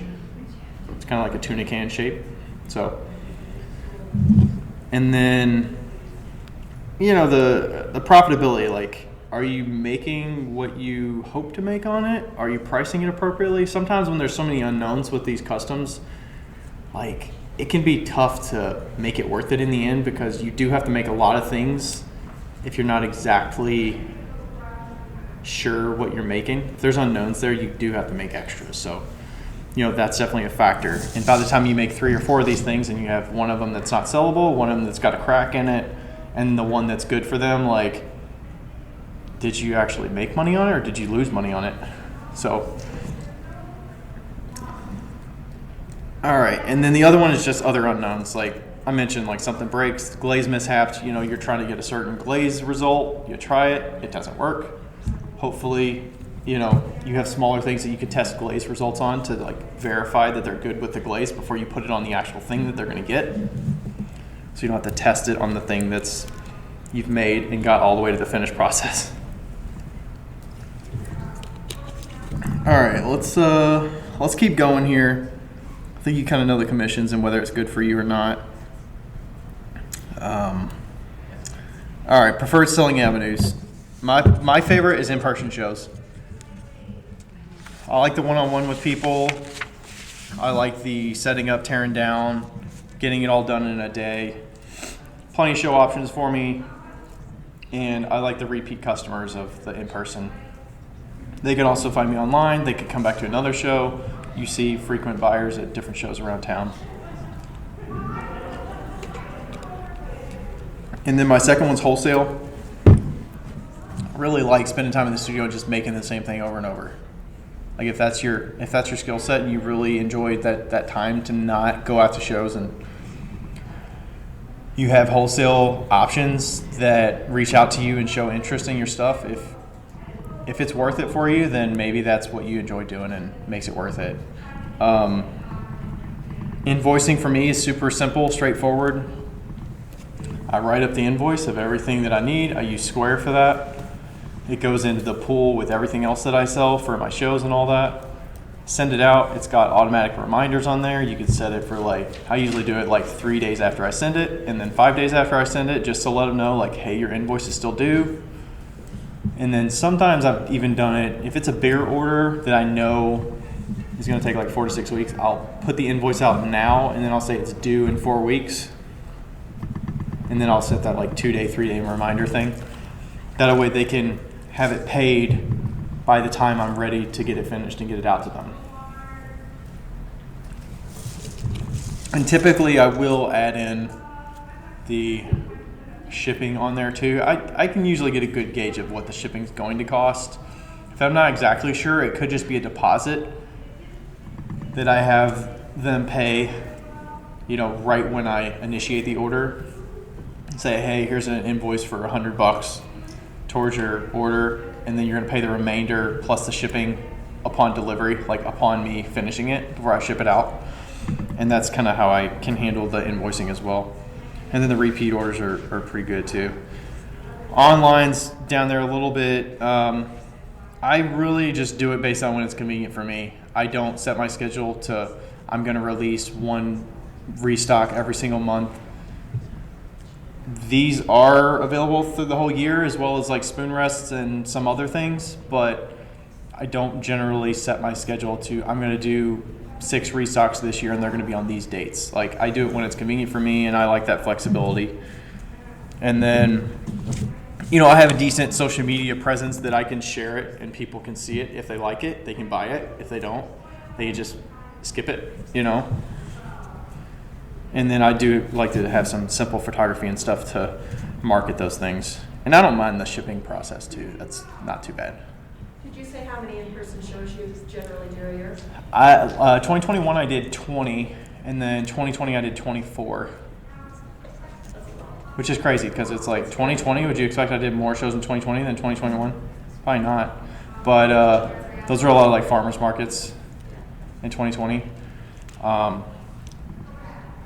And smaller things you can kind of figure out during the year. My first years I did 3 2016, I did 10 2017. 2018 was about 20 to 5 or so, something like that. I think 20, and then 2019 was similar. It was 20, 25.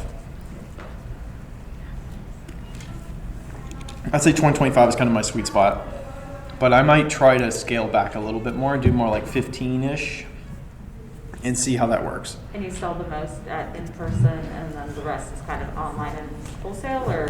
Yeah, I'm going to share that on the next slide here. So the other one's lower on the list of consignment commissions. I kind of mentioned the commissions. I feel like you kind of know about why that's on there.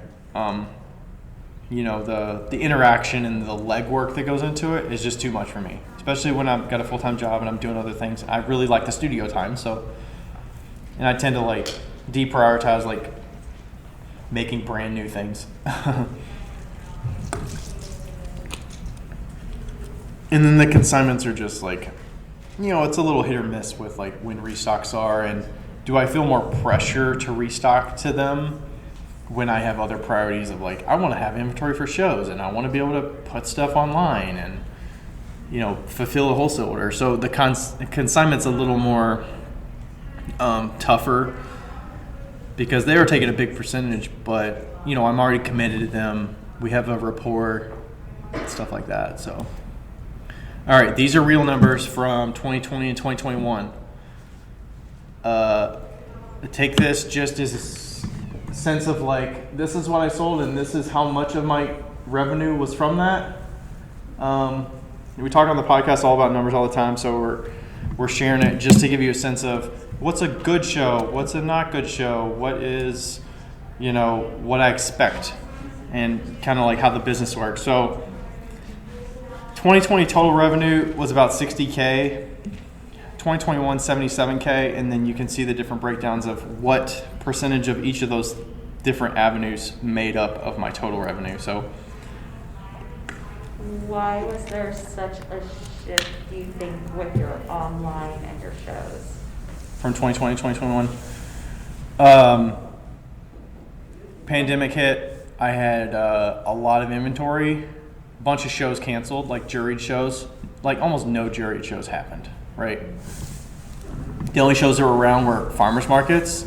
There were the little monthly markets that were technically considered farmers markets. There were some other outdoor shows that happened, and I had more time on my hands to put stuff online. I did big couple mystery box sales in 2020, which were just those mix and match of pieces that I could get rid of, as well as like I had the time to prioritize. You know, I'm not going out of the house to go to meetings and doing all these other things. So like I had extra time on my hands to photograph work, put it online, and prioritize that. That's why the online was so much higher. Plus, I think people were just generally buying more from online shops. They were on their computers, they were at home, they were seeing social media more, and they were spending time supporting local through online sales in 2020. And then 2021, similar number of shows, but they were like better shows because they were juried again. People were coming out, and you know, I had some great show weekends. I had that Berea one that was like $6,000 in a weekend. I had a couple $3,000 ones for a weekend show, and that just adds up. And especially if you go to the same shows over and over, you get that regular customer base that comes back, and then you kind of set that expectation of like how you expect to do. You know what sold well last year because I have all the data from Square that I use for the point of sale. Like I keep track of what items are selling, not just like what's the ticket price that people are buying. It's like I sold this mug in this color, I sold a spoon rest in this color, I sold X number of spoon rests for the day, I sold this much in shot glasses. I know what the average price for each person's order was for the day. So I know like what I need to prioritize when I set my booth up the next time. Like maybe don't bring but like 2 or 3 pictures because I know they're not going to sell. Pretty low likelihood they're going to sell. Do you track that on paper or all of that's through Square? All that's through Square. And then what do you do so you also track your cash sales through Square? Yeah, so every single order is through Square. And you have an inventory on your Square that you're... No, it's not inventory. It's just I have in Square there's like a favorites thing, or it's like your items, right? So you pick from your items. And I can show that if we get... So you're loading all that information in before you go to a show, like these mugs in this size and these colors, or are you making notes on each? Yeah, it's not individual. Actually, I think I could do this. Here, let's airplay this. Oh no! Is there a code up there? Yeah, 5081. Can you see the screen? Yeah. All right. Here's what I do at my checkout, so you can see all the different items. Your screen might look a little different because it's how I organize it. So, shot glass. These are all the color options I offer. Yeah, so you have it all in there. Yeah, so it's all in there. These aren't necessarily like I have X number of this color. It's more like these are the different options. So when somebody buys something, I can say I sold a black and blue one, add, and it puts it on there, and then I can see the different options. So it's really that's a lot of work to just get all that information in there. Yeah. But you're making the same things for every show. You're not introducing like new items or discounts. So you're pretty consistent. I have about 10 different items. Okay. So you can see from what's here. That's pretty much everything. That's awesome, that's a great idea. And then, since I haven't done this part of it, because this stresses me out. So when you're getting your end of show report, is it showing you specifically to those Yeah, let me show items? you. Yeah, it's pretty cool. Report sales. Let's go to, this was a specific show. Let's go to the Berea show. You can see that one. That was the best show. That's probably a good one. I think it, You remember the date? 10, 11, 9, 10, 11. I think. There we go. Okay. All right. So that's the gross sales. You can see the average sale is $34. You see that? 173 sales. That's the number of sales. You got the collected. You can see how much was card, how much was cash. But it doesn't subtract. The fees is only on the card, clearly, because they're not touching your cash. Right. Okay. And then that's the net total. And then you can see. So if you tap on mug, does it show you Yeah, it just like all the different mug color options? Holy cow, that's So you can split it out. This is all gross, so this is the dollar amount. But if you wanted to look at quantity, you could go to count. See, I sold 50 mugs at that show. Oh, that's how you always get those numbers so fast. And then you can scroll down and see 13 blue and dark green. So like that's a great item to sell at that show.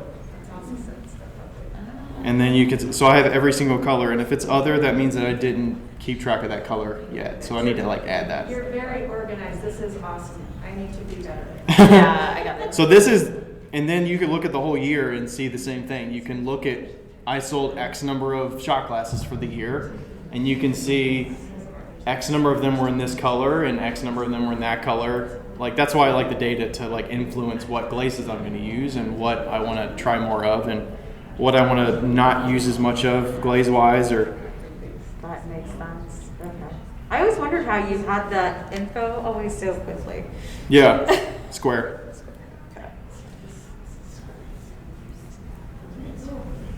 But yeah, they made it easier and easier. It used to be library like this and you had to scroll through the list. But yeah, generally these are all categories. So like oil bottles have their own category. And then I have under that, I have the regular oil bottles and the carved ones. So if you wanted to look on the report and see the, it's not going to show it there. But yeah, it'll break it down by the item type. If you want to go that route, or Does Etsy give you something similar? Because this would just be your in-person sales. yeah, it's kind of similar. It's per item, so it's kind of per listing. That come back up. If I understand right, you can connect your Etsy shop to your store register, but the problem with that is every time you make an in-person sale, Etsy takes a chunk of it too. Yeah, I used to connect it, and they kind of like create a listing for you. Yep. So you have to pay 20 cents to get a listing created, and then you sell it, and then I don't know if they take a percentage of it, but they might. I don't know, but I was like, no, you don't get any more money. Yeah, so I disconnected that quickly after I figured it out. When you do a sale and you're like, what are all these 20 cents? Like, what's going on here? It was easier because if you had it on Etsy, it was already in your square because they connected, but it was, it didn't matter. Yeah. If you sold an item that wasn't in your Etsy shop, you still took money. Yeah. All right, so that's the sales. Was there any other questions on the sales thing on the last slide? We kind of went through that one, but any other questions about that? You can see the consignment's pretty consistent. Wholesale grew a lot. That was shot glasses. I had like, 6 or 7 shot glass orders. And then the teaching, direct commissions, all that stuff. Cool. All right, so this is something that I'm working on kind of on the side. I'm trying to get it out there about how I keep track of all this stuff. So I sell at shows, I do the consignment, I do the wholesale, all that stuff. How do you keep track of it and keep it all in one place? So the video is showing you what I do. I have a system of, I keep all of my records in a Google Sheet. There's a lot of stuff in there. There's expenses, there's income, there's mileage, there's all kinds of stuff. And I used to, when I first started selling, I would manually input stuff into cells of an Excel sheet and keep track of it that way. Now what I do, I have Google Forms that I've created, which is just you go to a website, you fill out a form, you put the date, you put the vendor or the show you did, and then you go in and put the item you sold, what type of sale was it? Was it consignment? Was it wholesale? Was it a show? You select that, and then you submit the form, and it goes into the spreadsheet where everything else is. And then it all does a bunch of calculations behind the scenes of like counting up what my total expenses are, and then counting up where my total income. And then that's how I got those percentages, because it adds up all those different categories based on filling out the form throughout the entire year. I'm sure QuickBooks has something very similar built into it. I customize this for me because I'm techie. I have the skill set to build this and do this. It's a really smart thing to do. So I made it very specific to me and my needs. And you can see in there's like Kentucky sales tax. So if I had a show that I need to collect Kentucky sales tax on it, I check that box. And then when I go through my tax season, I can look at the date and see it was during this period of the year. And I look at the category, the line that says yes in that Kentucky sales tax, and then I add those together to get what are my total sales that I collected tax for, and then you can do the math to figure out what tax you owe at that time of year. So that's kind of what I do to standardize it. I'm trying to get this put together in like tutorials to, first off, like make copies of these forms, customize them for yourself, and then get the whole sheet together yourself. So I'm trying to break down the tutorials into that and then figure out what to charge for that thing. It's obviously only as good as the data you put into it. So if you're somebody that's like, I'm not going to be manually tracking stuff weekly, and you're like, I'm more of a pile it up and do this once a month. Like, if that works for you, you can do this once a month. But, you know, or if you need something automated, like QuickBooks, I'm sure has a solution that's very similar to this that can give you that data. I just did this for me because I can go to my phone and input that data easily on my phone. And you're not paying QuickBooks fees. Right. So it works for me. So do you know about when it's going to go live, when you're going to make it available? When I have time. That's another sales point. Yeah, it's a diversifying your sales option. I'm trying to get like I've got a sample group of a few people that I'm going to send the tutorials to and give them like a sheet. If you want to give me your email, maybe you could get it on that. Come up to me after and give me that. But I'm going to get like a little sample group and say like, does this make sense? Is this understandable? Because if it's not, if it doesn't make sense, then you get a lot of questions, and I'm building myself up to get a ton of questions that's going to give me more work in the end. So I want to make it understandable enough that somebody that doesn't know what's going on can make it work. But this is what I do. So this is like income. So where you have the amount square including fees, right? Once you pick at the bottom something, is it taking out those fees on your? No, I put the fees. I just look at square at the end of the year. Like I can do that report and look at the whole year, and it'll tell line you out the fees. Then you're just subtracting. So I just add the square fees at the very end of the year in my expense sheet. Or, I fill out the... So you're putting in the amount with the square feet on your doc, and then later on at the end of the year, you're subtracting that? Yep. Okay. Yep. That makes sense. Yeah, so this is like my expenses.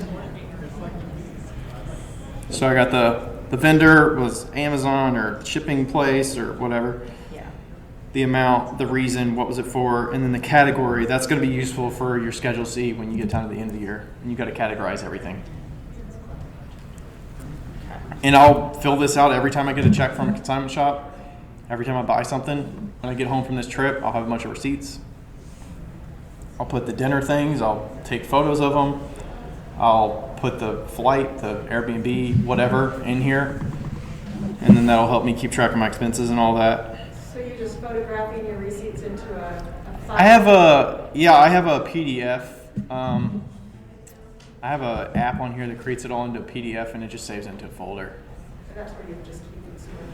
Yeah, if it's a paper receipt, I'll do that, or I'll copy it from an email that I got from my clay supplier that emailed me the receipt, or I'll photograph whatever in person, and then I'll put it in a folder so that I have the records for it. I definitely try to save it digitally somewhere so that I can, and put it somewhere that's not going to get lost. So. That's the next step for the sales thing. I like helping people out with other things like that. I mean, that's the main reason why we do the podcast, besides us having fun together and stuff. But, sharing these kind of tips and like showing the Square thing, like if you can organize your Square, that if you like the data side of it and you want to know that what you take to a show is going to have a better chance of selling, like, utilize that and start tracking. Even if you just tracked like mugs, you knew how many mugs you sold versus little bowls or something, it could just help you with your business and growing it and stuff. All right, so that's the track of your income streams, that stuff. I think we're over time, but all right. And then my stuff's over there. If you want to get anything, I would love it. Becca's going to drive back whatever's left, so. So make Becca drive it. Yeah, Becca's going to drive it. That's the podcast info. That's my Instagram info, website, all that good stuff. Yeah, send me a message. You could also give me your email up here if you want. Any other questions? Hopefully this was helpful. Thank you. Cool. All right, thanks. Yo, higgity yo. It's Becca here. Hey, just so you know, thank you for listening. And also, we have... What do we have again? A Patreon. We have a Patreon that you should go, and if you want to donate to, you could donate to it. If you don't, that's cool too. But just Google Wheel Talk Podcast Patreon. Don't do the other one, because there is a Wheel Talk on Patreon, but it's not us. So make sure you get the right one. It's in the show notes. And also, leave us a review because they're fun to read. Okay, bye!